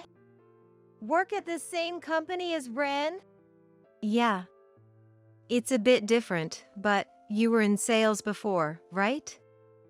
We're actually looking for sales staff right now. I meant well with my suggestion, but Alex visibly grimaced. I'd rather work somewhere I can earn more. I want to make Mom feel secure. Did he think I wasn't earning enough? I explained more about our company. Showing him job listings, I pointed out the salary and holidays, along with other benefits. Alex, who had been skeptically browsing the site, gradually warmed up to the idea. This might not be too bad after all. And so, he applied to a position at my company. Fortunately, we were looking to significantly expand our sales department, so Georgina was hired. Pressured somewhat by his parents, we registered our marriage. Who would have thought we'd end up working at the same company? Indeed. By the way, which department are you in? It seems Alex still thought of it as just the company I work for, not realizing I'm the owner. I hadn't kept it a secret on purpose, but it felt awkward to bring it up, and I hadn't mentioned it yet. This seemed like a good opportunity, so, with a nervous heart, I was about to reveal the truth. Actually, Alex cut me off with an unexpected remark. Well, it doesn't matter. I'll probably quit eventually anyway. Eh? Quit. What did he mean by that? A bad feeling washed over me. Alex glanced at me and laughed, a smile I hadn't seen before. It scared me. What? You got a problem? No, it's not a complaint, but what do you mean? I'm not planning to quit my job now. Oh, unless we have kids. But my company offers maternity and paternity leave. Kids are out of the question. We're already busy with Dad and Mom. Dad and Mom? As I tilted my head, Alex mimicked me mockingly. Yeah, my parents. Didn't I say they need care? Rosalind? I heard, but you said they've been doing well lately. That's why you re-entered the workforce, right? Even if they're doing well, they're still elderly, aren't they? Aren't you worried at all? Or what? As a wife, are you planning to shirk that responsibility? I couldn't grasp what Alex was trying to say, feeling bewildered. I needed to clear my head and sort things out. Alex was trying to push the responsibility of caregiving onto me. And from how he spoke, it seemed he eventually planned to have me quit my job to prioritize caregiving. I'm not saying you should quit right away. Having 2 incomes helps financially. For now, just come back to the family home with me on our days off." What is that supposed to mean? I wasn't completely unprepared for the caregiving conversation. I had intended to help out, and I had thought that I could be of assistance in the future. But I never imagined being expected to return to my in-laws' house every holiday, eventually being burdened with caregiving responsibilities. What surprised me most was Alex's attitude. Before marriage, he was positive and reliable, but he changed drastically as soon as we got married. Is this person really Alex? I didn't want to believe it. This isn't the person I wanted to marry. I wanted to escape from reality by closing my eyes tightly, but Alex's angry voice relentlessly broke through. Listen, you're my wife. Don't defy me. Got it? I was so shocked by the change that I couldn't agree or disagree. I wish I hadn't married at all if I knew this would happen. Regret filled my mind, and the word divorce quickly followed. Society might frown upon a divorce so soon after getting married. But that seemed less important than wasting time with someone unpleasant. I prepared the divorce papers right away. The issue was the reason for divorce and the in-laws. The reason for divorce could be managed somehow. If necessary, I could even involve a lawyer. But the in-laws were a bigger concern. As Alex declared, we started visiting his parents' house on our days off. I was reluctant to go because Alex treated me poorly. But his parents were overjoyed every time we visited. "I'm sorry for making you come here on your day off." "No, it's okay." Brittany, teary-eyed with joy, made it impossible for me to rudely decline their hospitality. Every visit, they prepared my favorite sweets, telling me how much they appreciated it. Though I disliked being controlled by Alex, seeing Brittany happy made it difficult to bring up divorce, and time passed.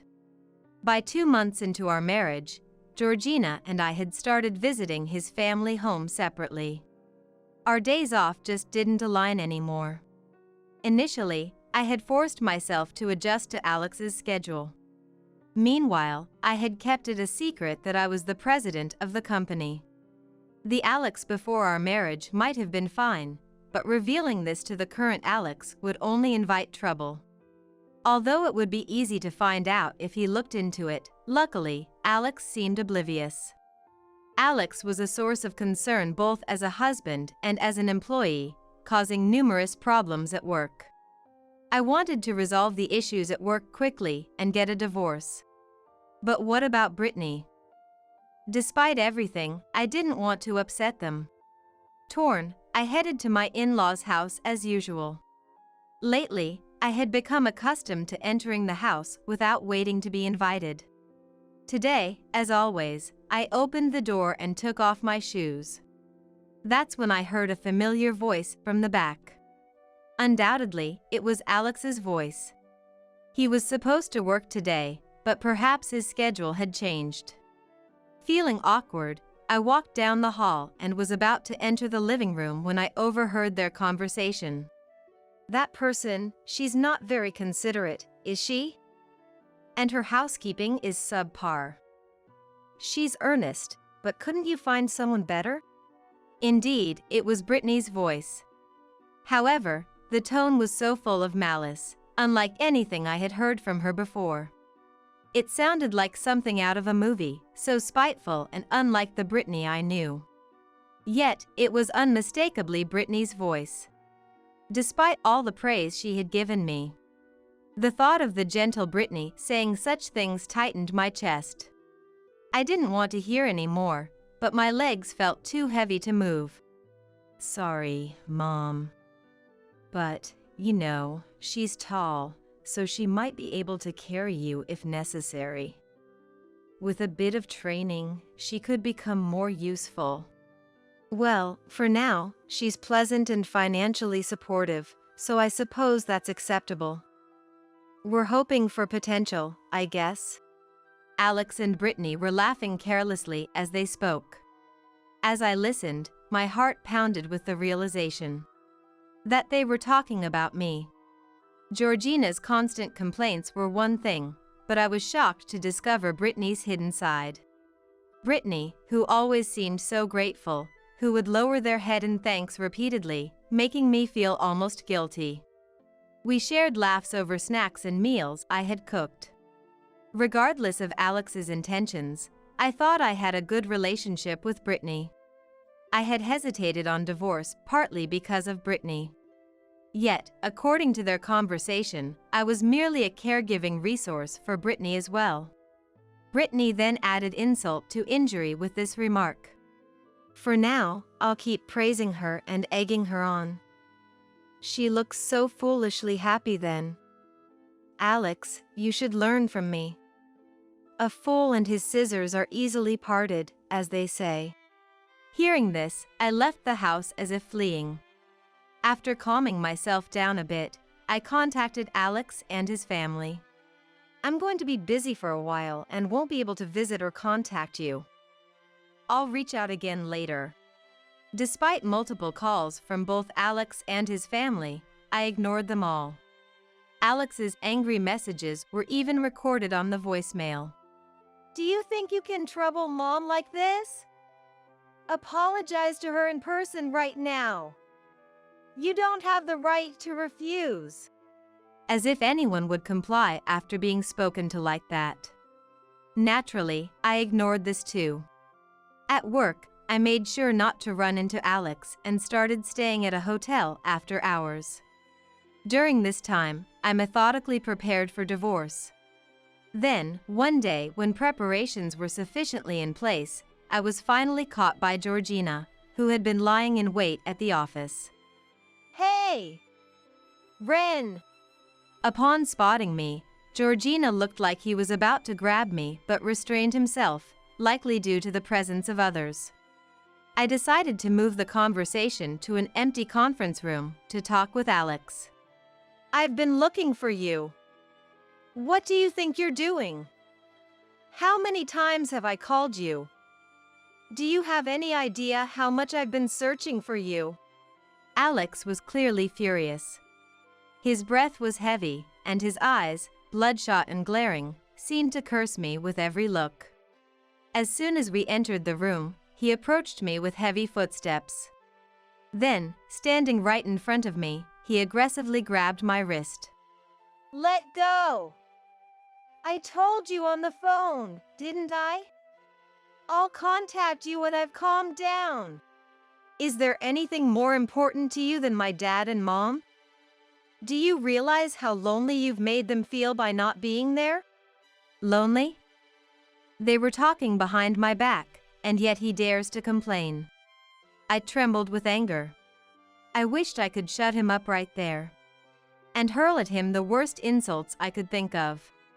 But I was too agitated to articulate my thoughts properly, so all I could do was grit my teeth and glare at Alex. Taking advantage of my silence, Alex continued. Poor them, right? Even now, they're hungry because there's no food at home. Forget work today. You should just go back home. Don't you dare tell me what to do with my work. You're not a child, and caregiving doesn't mean you can't move. It's about time you stopped being so dependent. I shook off Alex's hand and yelled. I have an important meeting later today. There's no way I can just take off. And if it's so important, you should take a day off and go yourself. There was no need for me to sacrifice so much for such people. Throwing away important work for them? Alex probably never expected me to fight back. He staggered back, surprised. You're talking back to me. A wife's place is too. I've been thinking, your values are skewed.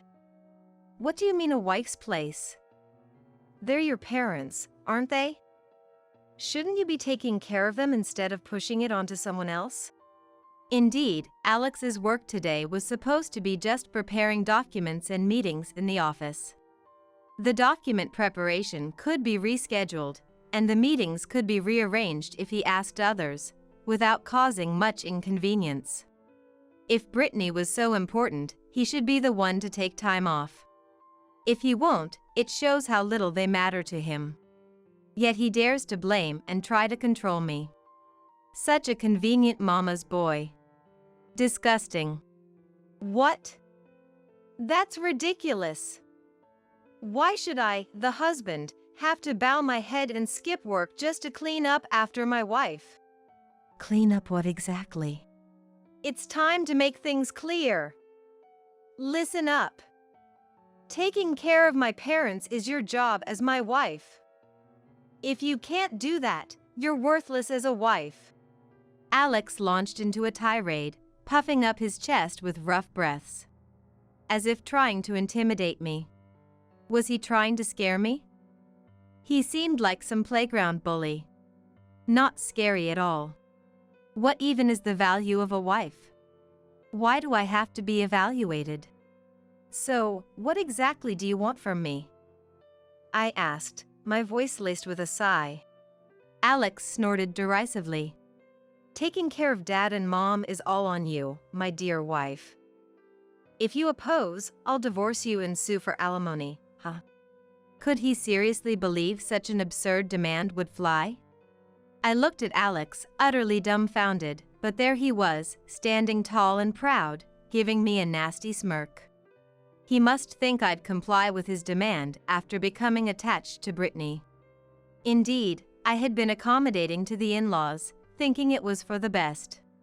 Regardless of Alex, I thought those two were good people. But now, having seen Brittany's true colors, I couldn't care less, let alone feel any sympathy. I smiled back at Alex. All right then. Let's get a divorce. Huh? Alex sounded completely taken aback. Do you even understand what you're saying? Yes. I can't be the wife you want. So, let's get a divorce, shall we? If you want to sue for alimony, go ahead. Whether you'll get it is another matter, though. I pulled out the divorce papers from my bag and handed them to Georgina. I had been keeping them on hand ever since I considered divorce. Are you serious? Do you realize what you're doing? Yes. Please, sign them quickly. Alex froze, seemingly in disbelief. Seeing his hesitation, I said, Oh, you're not divorcing? Just talk, then? Which made him furiously scribble his signature on the papers. After reviewing the signed document, everything was in order. I immediately handed it over to my secretary to file. Well, we're strangers now. As I stated matter-of-factly, Alex spat out. You'll regret this. Talking back to your husband, what a failure of a wife. Good riddance. Choosing your job over dad and mom. Unbelievable. Oh, my apologies for that. Exactly. Even if I lost my job, I'd prioritize dad and mom. I'm not heartless like you. Alex said this with too much pride. Then why didn't he take time off now? Instead of pushing it onto me, he should just take a break and help out his parents. Blaming me while he just complains is just passing the buck.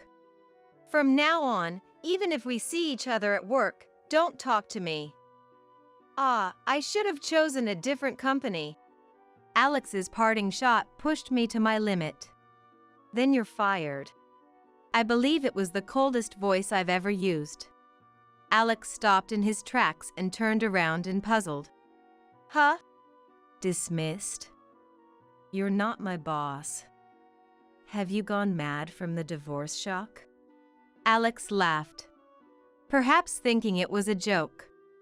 I sighed softly and fixed my gaze on Georgina. When our eyes met, Alex flinched, looking at me, anxiously, bracing for what was to come. I inhaled deeply and spoke calmly. The funny one is you. You don't even recognize the face of your own company's president? Huh? No, that can't be. Alex's mouth twitched as he pulled out his smartphone and started searching. As he stared at the screen, the color drained from his face. He must have finally realized who I was. You're the president of this company?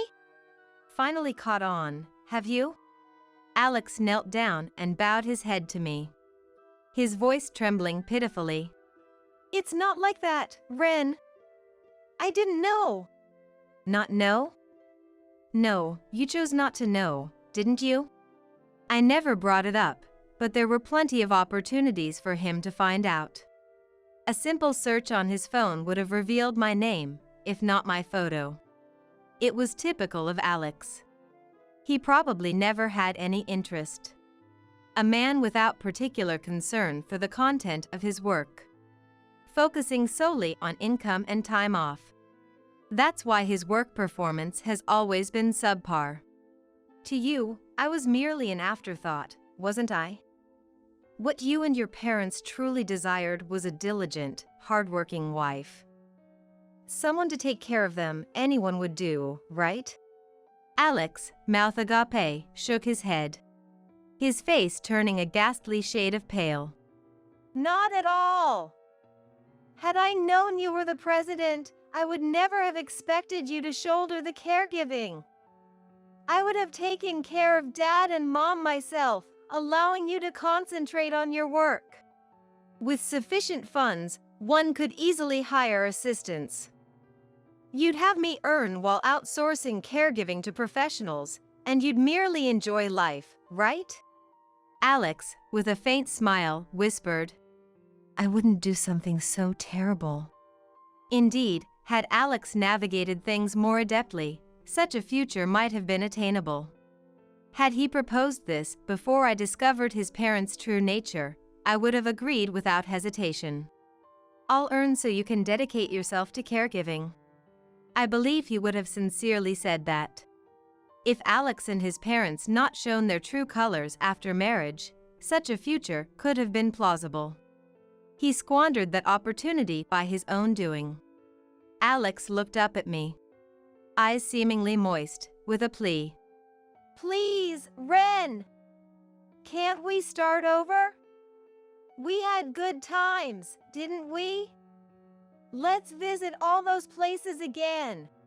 True, you always took me to places I never knew. Every place you took me was indeed fun. A glimmer of hope shone in Alex's face. Right? So, if that's the case. However, that was merely you donning a mask to get married. Life with you post-marriage was profoundly disappointing. That is. I wonder if the divorce papers have been processed by now. Well, I must prepare for a meeting. Regarding the dismissal, I'll contact you later. You may leave for today. I packed my belongings, waved flippantly at Alex, and reached for the door. But before I could open it, Alex grasped my left hand. Turning around, I faced Alex's glare. I glared back and simply asked, Anything else? Anything else? This isn't over. Suddenly deciding on a divorce, then revealing you're the president, and now a dismissal. I can't just accept this.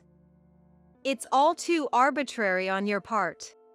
The divorce was initiated by you. You didn't expect me to agree to it. Moreover, you should have properly informed me that you were the president. It appears Alex had planned to use the divorce as leverage to control me. The revelation of my presidency must have been a shock to him. Blaming others and shirking responsibility onto his wife.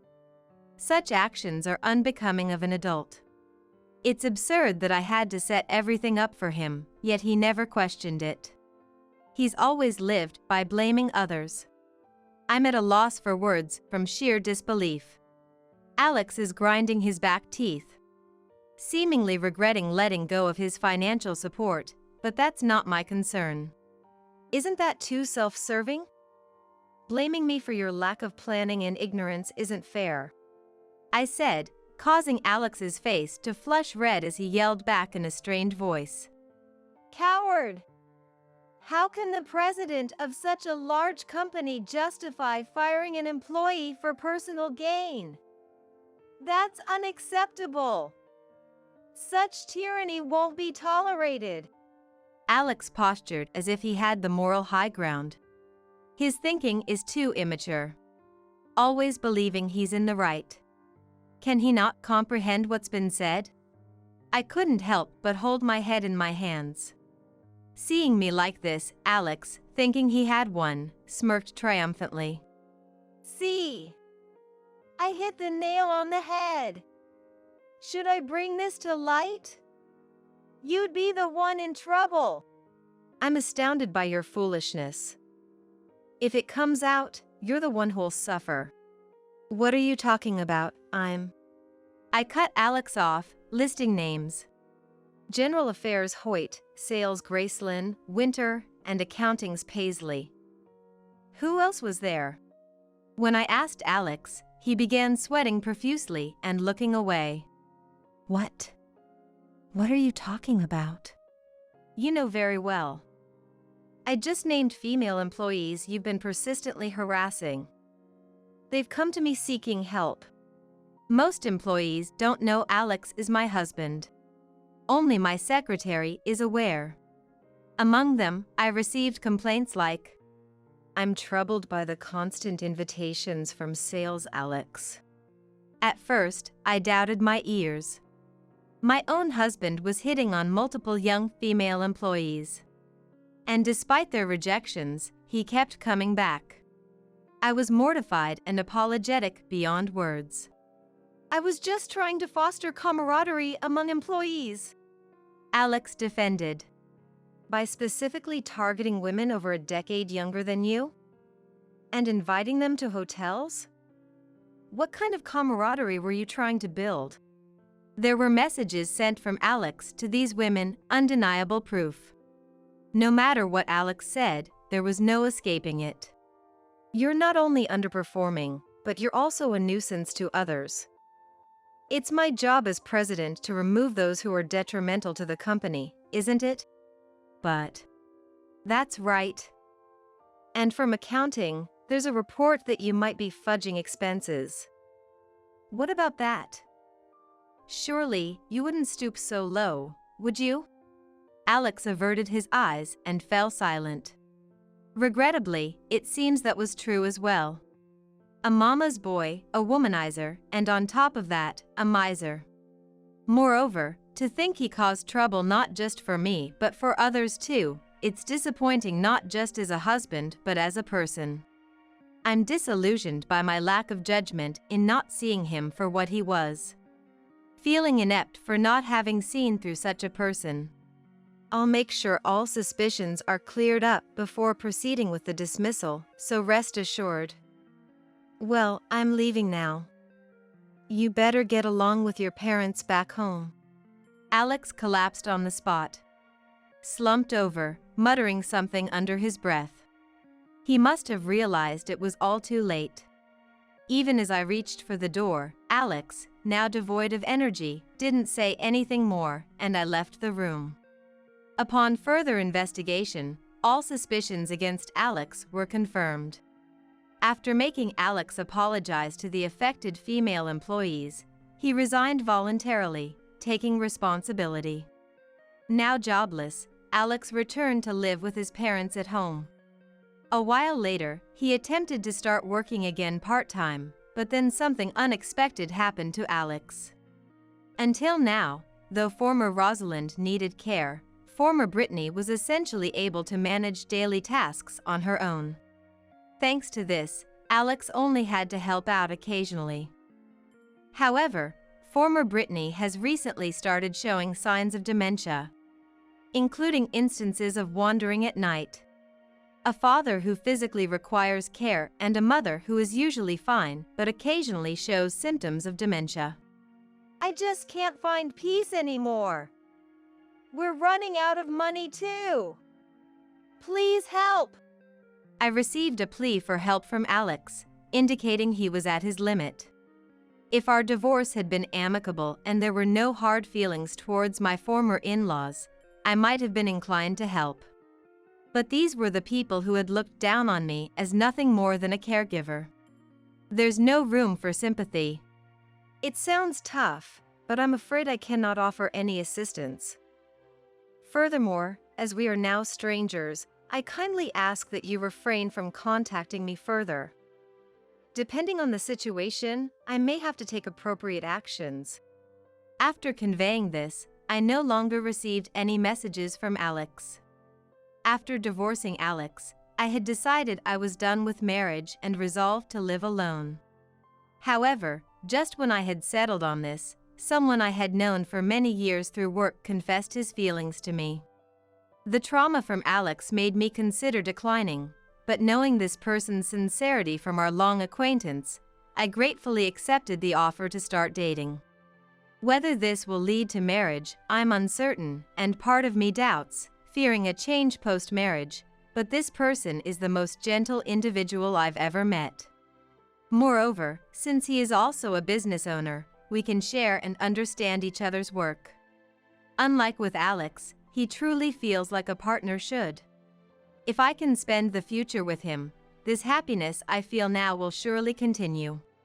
Hoping for such a future, I continue to work hard today. Hey, Abigail. Are you really okay? On the morning of the field trip, I asked my granddaughter Abigail. But Abigail replied, I'm fine. Plus, I'm looking forward to Grandma's delicious sandwiches, so I'm going. And left the house earlier than usual. I watched Abigail head to school with a prayerful heart. I hope it ends up being a fun day. I couldn't help but wish. But my wish didn't come true. Just 30 minutes later, the worst happened. Abigail! What happened? When I opened the door, there stood my granddaughter, who had supposedly left for the field trip earlier, crying with her backpack covered in mud. Then, look inside, she said, offering the backpack filled with a ton of trash. I felt a surge of rage at the tragic sight. What is this? As I trembled with anger trying to remove the trash from the backpack. Is something wrong? My son Richard, who was working remotely, appeared behind me. Richard, this, I said, trying to suppress my anger and disappointment, presenting Abigail's backpack to him. Richard then picked up the trash from the backpack and, "Is this?" murmured with a smile towards Abigail. The next moment, "That's great," he said. "Yeah, everyone put it in." I was so happy I cried. Now, I'll be late for the field trip if I don't go, Abigail said, laughing, and went back to school.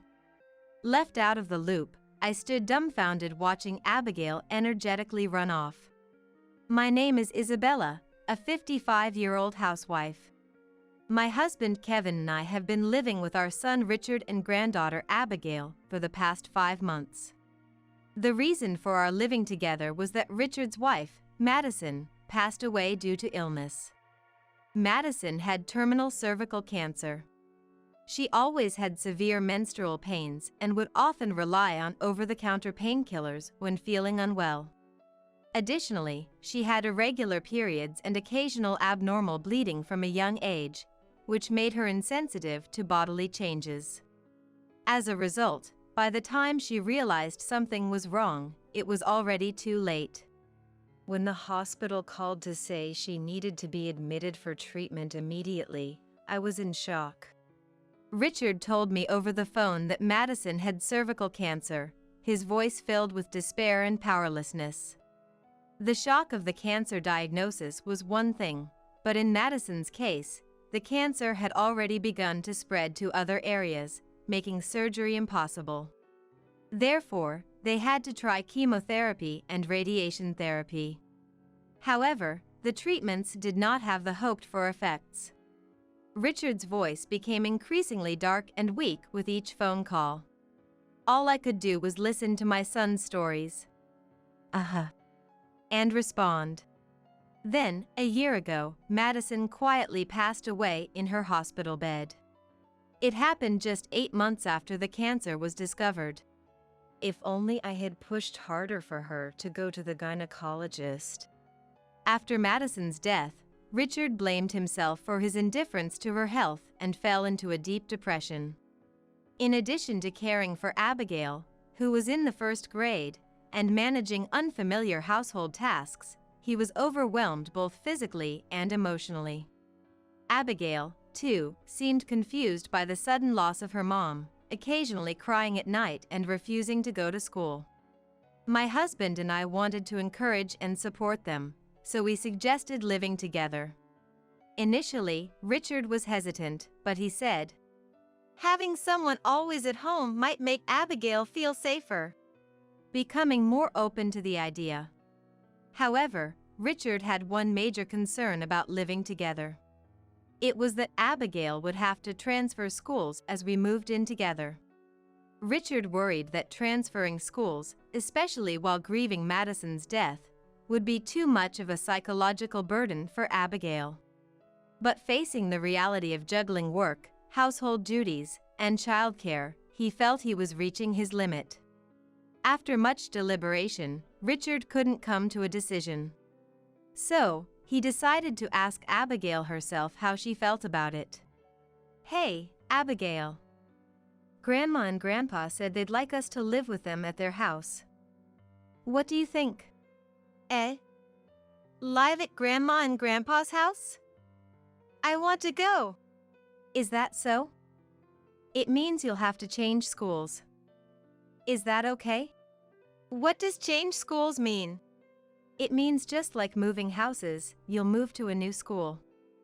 So, you won't see your current school friends anymore. Is that okay?" "I see.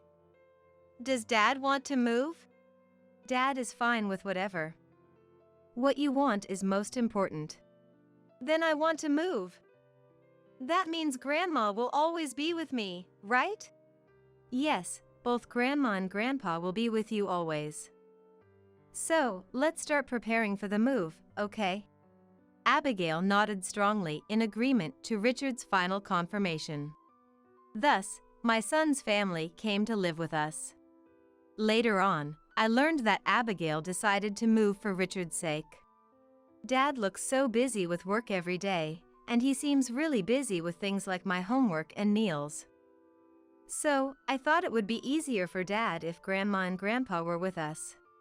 When Madison was in critical condition, I had stayed at Richard's house and took over all the household duties. It seems Abigail thought that living with us would reduce Richard's burden based on that experience. Both my husband and I were deeply touched by Abigail's kindness. And so, in place of busy Richard, we gave all our love and time to Abigail. Perhaps because of our efforts, Abigail, who was initially quiet and reserved after moving, gradually began to regain her former brightness. Still, sometimes she would look sadly at classmates chatting happily with their moms during shopping trips or school events. Even if she's putting on a brave face, it must still be hard for her. At that moment, I resolved to do anything I could for Abigail's smile. One day, while shopping at a nearby supermarket, a woman around Richard's age approached me. "Hello. You're Abigail's grandmother, right? I'm the mom of Scarlett, who's in the same class. My daughter always talks about how kind you are." This woman, who introduced herself as Elizabeth, approached me with a strong perfume scent and a forced smile. I recognized her face, so I knew immediately she was a parent from the same class. However, I didn't have a very good impression of Elizabeth. The reason is, when I attended a school event in place of Richard, Elizabeth and other moms would look at me and Abigail and laugh, sharing rumors. I thought it might be a misunderstanding at first, but the same happened even when Richard attended. I thought she was quite rude. But since we were just classmates' parents and didn't interact much, I decided not to worry about it. Being unexpectedly approached by someone I was not comfortable with. What should I do? I'm not very fond of this person, I thought to myself. But thinking of her as my granddaughter's mom, I decided to continue the conversation for a while. Elizabeth then stood in the middle of the supermarket aisle and suddenly started bragging about her family. I can't give you details because it's personal, but my husband is a rising star in a big corporation. So, he earns more than most people. And he's trusted so much by his boss that he's about to get promoted. Is that so? Congratulations. Plus, my daughter is academically excellent and popular in her class. She was even scouted to be a kids model. That's impressive. I should be going soon. Thinking it wasn't a conversation worth blocking the supermarket aisle for, I attempted to leave. Then Elizabeth Just listen till the end, I'm not finished. raised her voice suddenly. Taken aback by her abrupt change, I involuntarily stopped. This is why I hate dealing with old people. Anyway, what I'm saying is, your granddaughter is a bad influence, so I'd appreciate it if she didn't associate with my daughter anymore. Eh? What do you mean? Abigail's mom died from an illness, right? It's really sad for Abigail, left behind. She still looks sad sometimes. It's like she's spreading unhappiness? Like a walking misfortune? What are you trying to say? Basically, Abigail's presence is bothersome. What are you talking about? It's a critical time for us. My husband is up for a promotion. So, I've told my daughter not to hang out with Abigail, to avoid catching her bad luck. But Abigail keeps following her around, and it's causing us trouble. Please tell her off firmly. Elizabeth said that and disappeared into the crowd at the supermarket with a snide smile. I was left standing there, stunned by the cruel content of the conversation and the unexpected event, unable to retort. That evening, when my husband Kevin came home, I told him about what happened at the supermarket. So, that happened.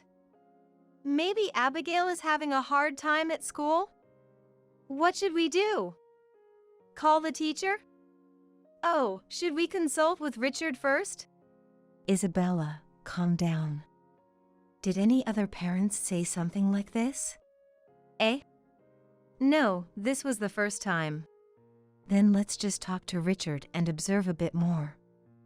We don't want to make a fuss and make Abigail feel worse, right? But to be told such things? She must be suffering at school. At least, let's ask about how things are at school. Okay? All right, calm down.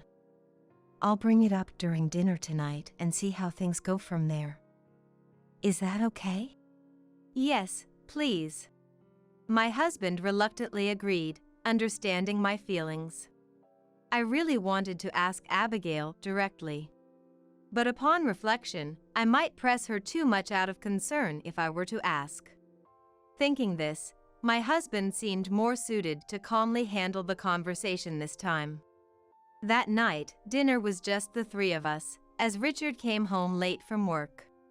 Abigail helped with dinner as usual and enjoyed my cooking, saying it was delicious. From her behavior, it was hard to believe she was having a hard time at school. Maybe she's hiding it so we won't notice. For the first time today, I doubted Abigail's actions. And as the meal was coming to an end, I signaled my husband. He cleared his throat and casually asked Abigail, How's the new school? Are you having fun? Abigail stopped eating and was silent for a while at the sudden question. Then, in a small voice, It was fun before, but not so much now. She answered. I thought to myself, I knew it. Then, What's not fun? I asked Abigail. Abigail hesitantly began to talk about what was happening at school. Scarlett suddenly said she didn't want to play anymore. She said we couldn't be together during break or when going home from school. According to Abigail, Scarlett had suddenly started ignoring and avoiding her about a month ago. And because of that, other classmates also began to act distant towards Abigail. Why doesn't Scarlett want to play with you anymore? Did you ask her why? My husband also asked Abigail, sounding concerned. But it seems Abigail herself couldn't think of any reason. Maybe everyone hates me now? Abigail muttered, then cried with big tears rolling down her cheeks. I may have underestimated how serious the situation was. I quietly stood up, hugged Abigail, and gently rubbed her back. Then, Richard came home. Surprised by the sight of Abigail crying, my husband explained the conversation during dinner. Richard, somehow very calm, knelt down to match Abigail's gaze and said, It's okay, Abigail. No matter what, the three of us will protect you. He gently stroked Abigail's head. Then, standing up, he said, Dad, can I talk to you for a sec? And called my husband to another room to start a discussion. Probably about what to do next. Abigail, perhaps touched by Richard's words, began to cry loudly, releasing her pent-up feelings. I held her, letting her cry until she felt better. And strongly wished that these sad tears would only be for today. A few days later, Abigail brought home a letter about an upcoming field trip. The timing is terrible, knowing she's not getting along with her friends and now a field trip. The moment I read the letter, I imagined Abigail being alone on the field trip. And remembered the big tears from a few days ago, feeling my heart was about to burst. Hey, Abigail. Just in case, if you don't want to go on the field trip, you don't have to force yourself. I shared my thoughts with Abigail before consulting Richard or my husband. I knew it was important to discuss as a family, but I couldn't help worrying about Abigail. Then, after a moment of silence, Abigail said, I'm okay. I want to go on the field trip because I want to eat Grandma's sandwiches. And answered with her usual bright smile. That night, Abigail excitedly told her dad and my husband about the field trip. Both smiled and said, Sounds fun. But I couldn't shake off my worries. So, on the morning of the day, Hey, Abigail. Are you really okay? I asked again. However, Abigail said, I'm okay. Plus, I'm looking forward to Grandma's delicious sandwiches, so I'm going. And left the house earlier than usual. I watched Abigail head to school with a prayerful heart. Please, let it end as a fun day. But my wish did not come true. Just 30 minutes later, the worst happened. The doorbell rang and I rushed to the front door in a panic. Abigail! What happened? There stood my granddaughter, who had supposedly left for the field trip earlier, crying with her backpack covered in mud. Then, look inside, she said, offering the backpack filled with a ton of trash. The leisure sheet we folded neatly together the night before, the field trip guidebook we colored cutely, and the sandwiches I made that morning were all buried under the trash and not visible. I felt a surge of intense anger at the tragic sight. What is this? As I trembled with anger trying to remove the trash from the backpack. Is something wrong? My son Richard, who was working remotely, appeared behind me. Despite everything, Richard was worried about Abigail too. Unusually for him, he had said, I'll work remotely today. And stayed in the living room from the morning to keep an eye on Abigail. And after Abigail left, he seemed restless and couldn't concentrate on his work. Richard must have been hoping that Abigail would enjoy the field trip and return home happily. But instead, this happened. Richard, this, I said, trying to suppress my anger and despair while presenting Abigail's backpack to him.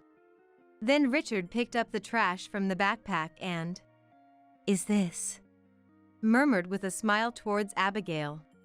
The next moment, That's great. he said. I was confused by Richard's incomprehensible behavior, almost raising my voice in confusion. However, Abigail, just like Richard, laughed and said, "Yeah, everyone put it in." I was so happy I cried. "Now, I'll be late for the field trip if I don't go," and went back to school. Left out of the loop, I stood dumbfounded watching Abigail energetically run off. Richard then told me, "We've taken care of it, it's going to be okay now," and smiled gently before going upstairs. My head was still full of unanswered questions. But I didn't want to disturb Richard while he was working, so I silently started to clean up the dishes in the living room. I don't really understand, but I'm just glad Abigail could smile. At that moment, I was happier to see Abigail's smile than to resolve my own questions. Since Richard said, "It's going to be okay," I thought I could talk to him later at leisure. I felt a sense of relief for the first time in days and felt lighter. After finishing the chores, I unusually dozed off on the living room sofa. When I woke up, it was an hour before Abigail's return. "Oh no! I slept so much. I have to do the laundry, prepare the bath, and make dinner." I hurried to finish the chores and was preparing dinner when, as expected, Abigail returned home. As usual, the doorbell rang. And I responded with, "Coming." But the scene displayed on the screen made me tense up again. There was a man with a regretful face, a girl who looked like she might start crying any moment, and Elizabeth with a very unhappy face. In a panic, I called for Richard upstairs. Surprised but calm, Richard first opened the door and warmly welcomed Abigail. "Welcome back," with a smile. Abigail returned the smile just like in the morning. "I'm home," she answered and jumped into Richard's arms. Watching Richard and the others. "Nice to meet you, I'm Scarlett's dad." May I have a moment of your time?" The unfamiliar man spoke in a weak voice. Richard quietly responded, "Please, come in," and welcomed the three of them to the entrance. Indeed, this man was Scarlett's dad, and the girl was Abigail's classmate, Scarlett. Upon entering, Scarlett's dad immediately started to apologize deeply. "I'm truly sorry for my wife's disgraceful actions that deeply hurt your daughter." Next to him, "I'm sorry, Abigail." Scarlett also tearfully apologized. Scarlett's dad then continued to explain the situation. It turns out Scarlett was popular among her friends, and Elizabeth took pride in that. However, when Abigail transferred to the school, she quickly became the center of attention in the class. Scarlett didn't mind this and would often talk about Abigail to Elizabeth. Elizabeth then said, "Just because she's a transfer student, she's getting too much attention.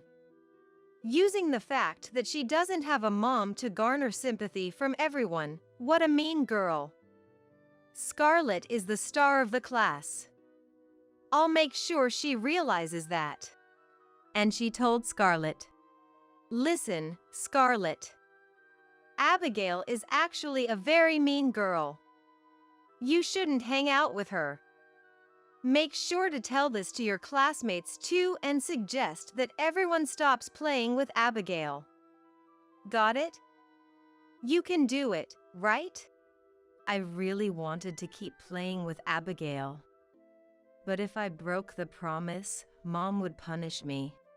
Scarlett clung to her dad's arm and earnestly shared her feelings. It later turned out that the punishment Scarlett mentioned involved Elizabeth hitting her on the head, back, or buttocks. Scarlett was just scared of the punishment and had been following Elizabeth's orders. Elizabeth, who had been controlling Scarlett through violence, didn't expect what happened next. Not a single one of Scarlett's classmates accepted her suggestion. Instead, wanting to cheer up Abigail, who was mourning her mom, they secretly collected empty snack boxes with points for Abigail's favorite character merchandise. Unaware of this, Abigail had been concerned about her classmates whispering and hiding things from her. A few days ago during dinner, "Maybe everyone hates me. That's why," she tearfully told us. But in reality, Abigail wasn't disliked by anyone. On the contrary, the kids had come up with the idea to surprise her with gifts on the field trip day. Abigail went to school earlier than usual that day because her classmates had called her out for the surprise. When she arrived in the classroom, her classmates filled her backpack with those empty boxes. Wow, thank you, everyone. Oh, I need to tell Dad and Grandma about this. I'll be right back. Abigail excitedly left the classroom, clutching her backpack. But she tripped and fell at the shoe lockers, getting her backpack covered in mud.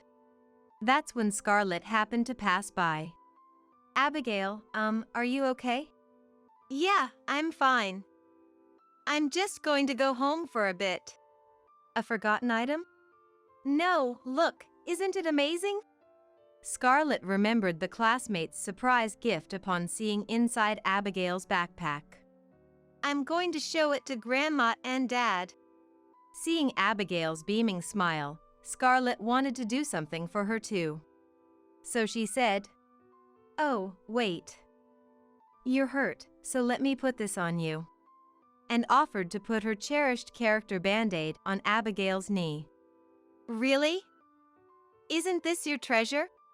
It's okay. Because Abigail is an important friend. Thank you. I'll rush over and show you, or else we'll be late for the field trip.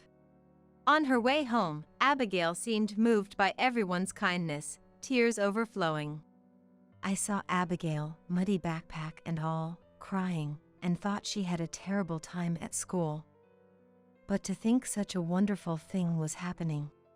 Both Richard and I were moved by this wonderful event and found ourselves in tears. Scarlett really loves you. So, if you don't mind, please play with Scarlett again. We'd really appreciate it. Scarlett's dad said this and then apologized deeply once more. Your feelings have come across clearly, so please, no need for apologies. Abigail, you can make up with Scarlett, right? Yeah. Scarlett is an important friend. Afterward, I'm so sorry, they said, apologizing repeatedly as the three of them went home. Throughout this conversation, Elizabeth didn't say a word. She glared at us the entire time with a look of dissatisfaction. To hurt a child and not even apologize. I thought Elizabeth was rude and selfish for just standing there without apologizing. But I was about to learn that wasn't the case. What? Scarlett's dad is Kevin's subordinate? After Abigail went to bed, I reported the evening's events to my husband, along with Richard. It was then, from Richard and my husband, that I heard the true story.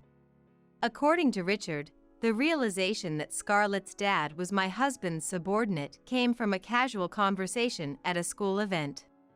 But thinking it would be awkward to bring it up, he decided to let it go. Dad's job and me are entirely separate. But when it comes to Abigail, it's a different story. A few nights before, after seeing Abigail in tears, Richard told my husband about Scarlett's dad. The next day, my husband called Scarlett's dad to discuss what had happened. Scarlett's dad promptly checked the facts with Elizabeth and Scarlett. And upon finding out my husband's story was true, he rushed to finish his work and came to our house to apologize. So that's why Elizabeth was glaring. But it turns out she's decent after all. He's very serious and trustworthy, both in his work and character. Maybe even too serious. We'll have to support him, as it might get tough from here on. Just as my husband had secretly predicted, Elizabeth and her husband ended up divorcing soon after. However, since Elizabeth was a housewife, if you want a divorce, you'll need to ensure my lifestyle. And I'll never give up Scarlett's custody. I need $5,000 a month for living and child support. If you can't pay, no divorce. She demanded unreasonable conditions. Scarlett's dad consulted a lawyer and began gathering evidence to make the divorce favorable for him. It then came to light that Elizabeth had been cheating with a man she met on a dating app. Elizabeth was obsessed with her affair partner, but suddenly, she could no longer contact him. After being blocked from messaging and calls, Elizabeth was always irritated. And that irritation gradually turned into excessive expectations for Scarlett. You have to be the best at lessons and school. If you fail, there will be consequences. Scarlett worked hard and diligently met Elizabeth's expectations. Yet, Elizabeth continued to punish her for unreasonable reasons regularly. This was officially recognized, and Scarlett's custody was granted to her dad. He even demanded compensation for the affair, and Elizabeth, now working part-time, is struggling to pay it. After this event, a pleasant change occurred in our home. Abigail, who previously only had my husband and me to play with after school, now had a playmate. And that was Scarlett. To be honest, I didn't have a very good image of Scarlett. But after the divorce was finalized and she was freed from Mom's control, Scarlett turned out to be a very kind and considerate child. Above all, Abigail's joyful smile when playing with Scarlett said everything. Since then, Abigail and Scarlett have been playing together almost every day. I am now very happy to see Abigail's smile every day, something I've always wished for. And I plan to continue pouring unwavering love into Abigail, hoping this happiness lasts forever.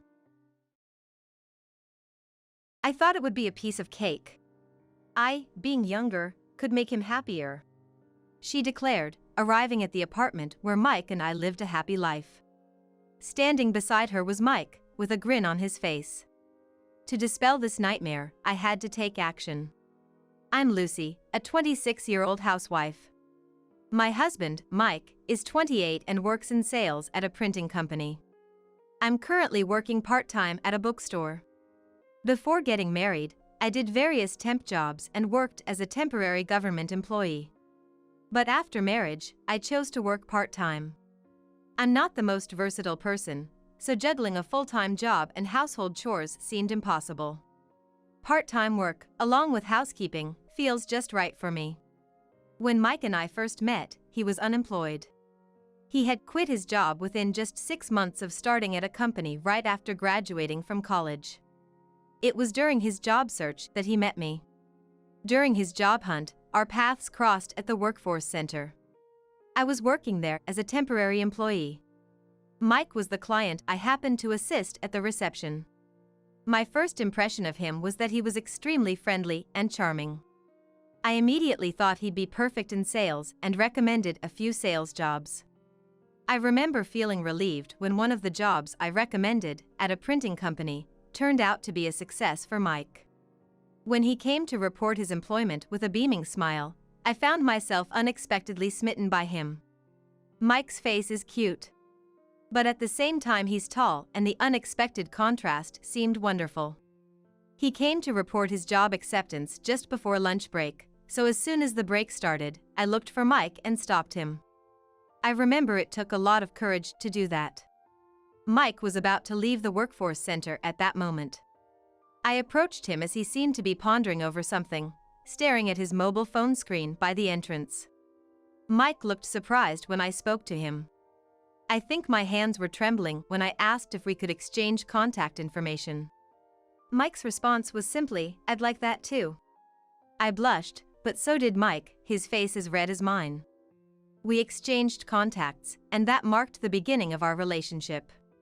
Mike, working in sales at the printing company, and I got married 2 months after we exchanged numbers. Our friends teased us for our whirlwind marriage. But I always thought, if I were to marry, it could only be Mike. When we got married, we bought an apartment as our new home. I thought it was a bold decision at the time, but now I believe it was the right choice. I was living the best marital life with Mike, my beloved, in our comfortable home. The change in our life came about 2 years after our marriage. I think it was around the time when Mike's job began to feel more stable.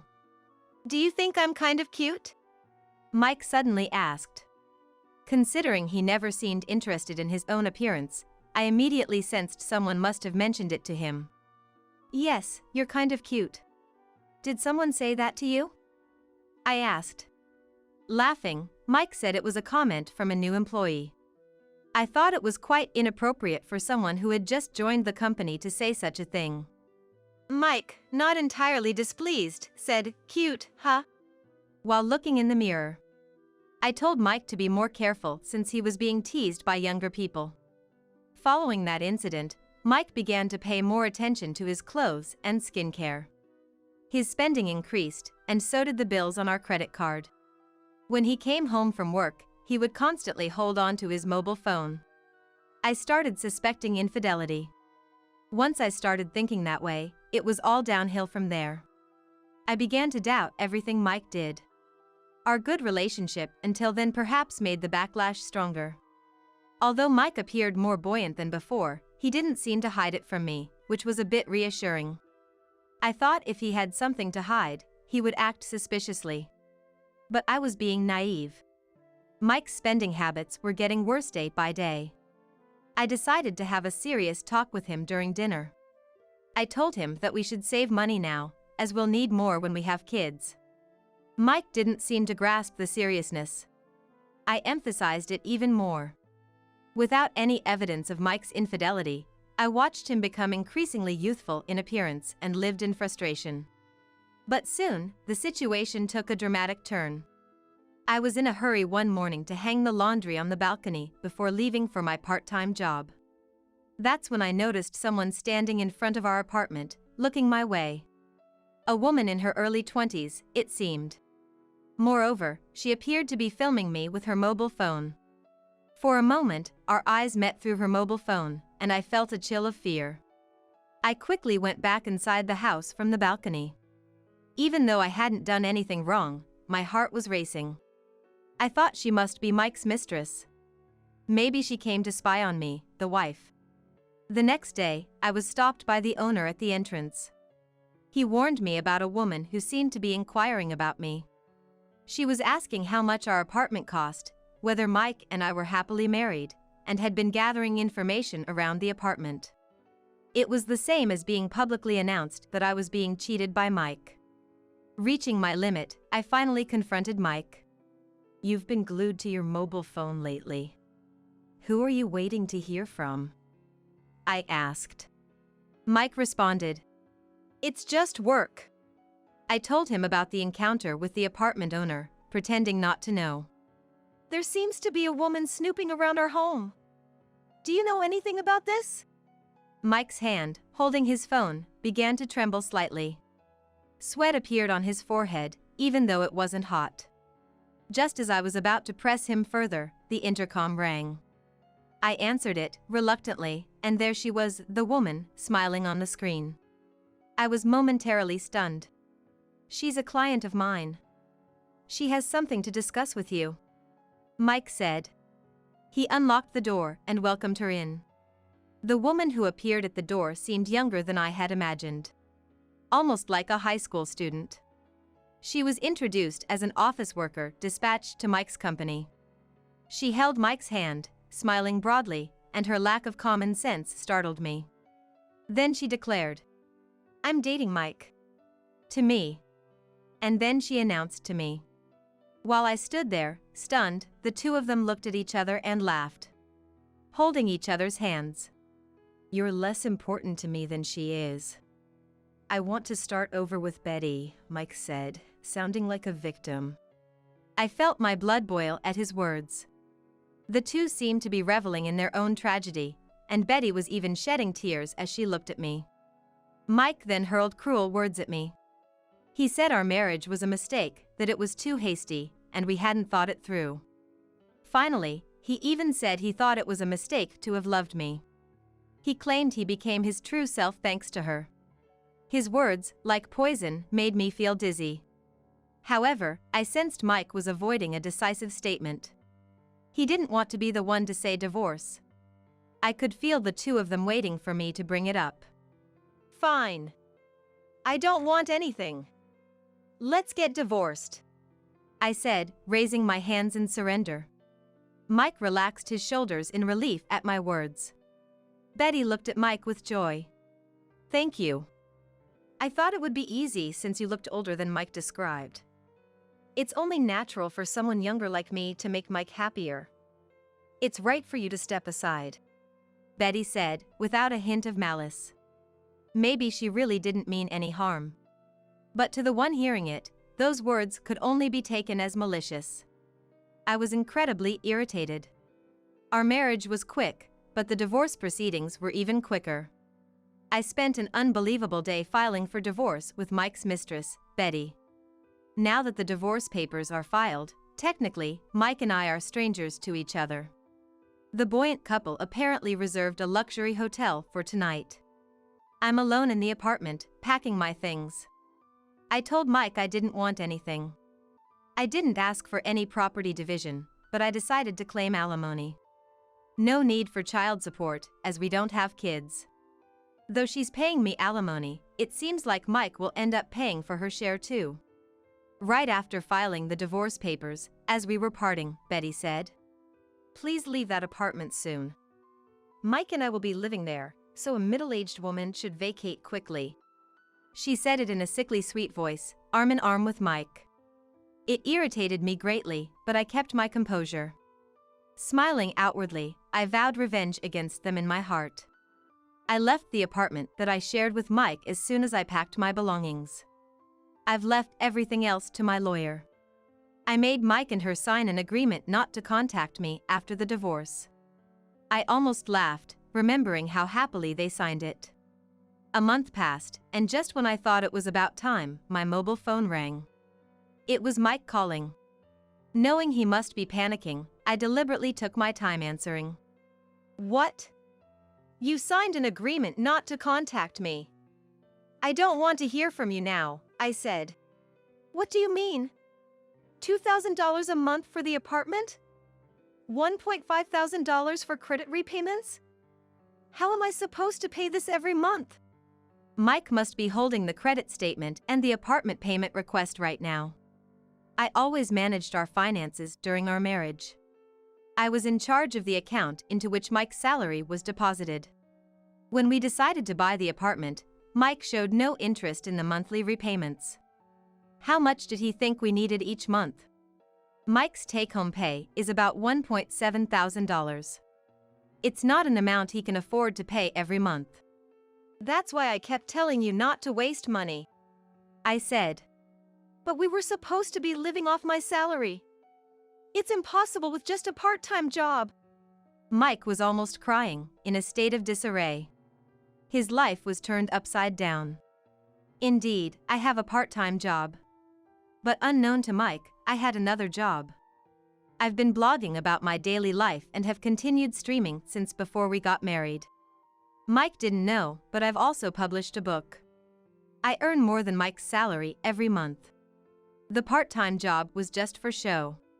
Mike was under the illusion that he was covering all expenses with his salary. I relinquished my rights to the property and handed over the apartment to Mike for this reason.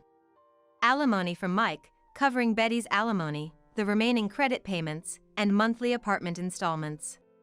Mike's finances must have tightened significantly. I could hear Betty's voice in the background. What's going on? I didn't know we were paying installments. She seemed to be causing a ruckus. I even heard the sound of a cup breaking. Then shamelessly, Mike asked me for help. He couldn't maintain his life with his salary alone and wanted me to help with the apartment installments. Unbelievable. What? Don't be ridiculous. Work hard and support each other with your young, pretty girlfriend. I mocked him and hung up. I immediately blocked Mike's number.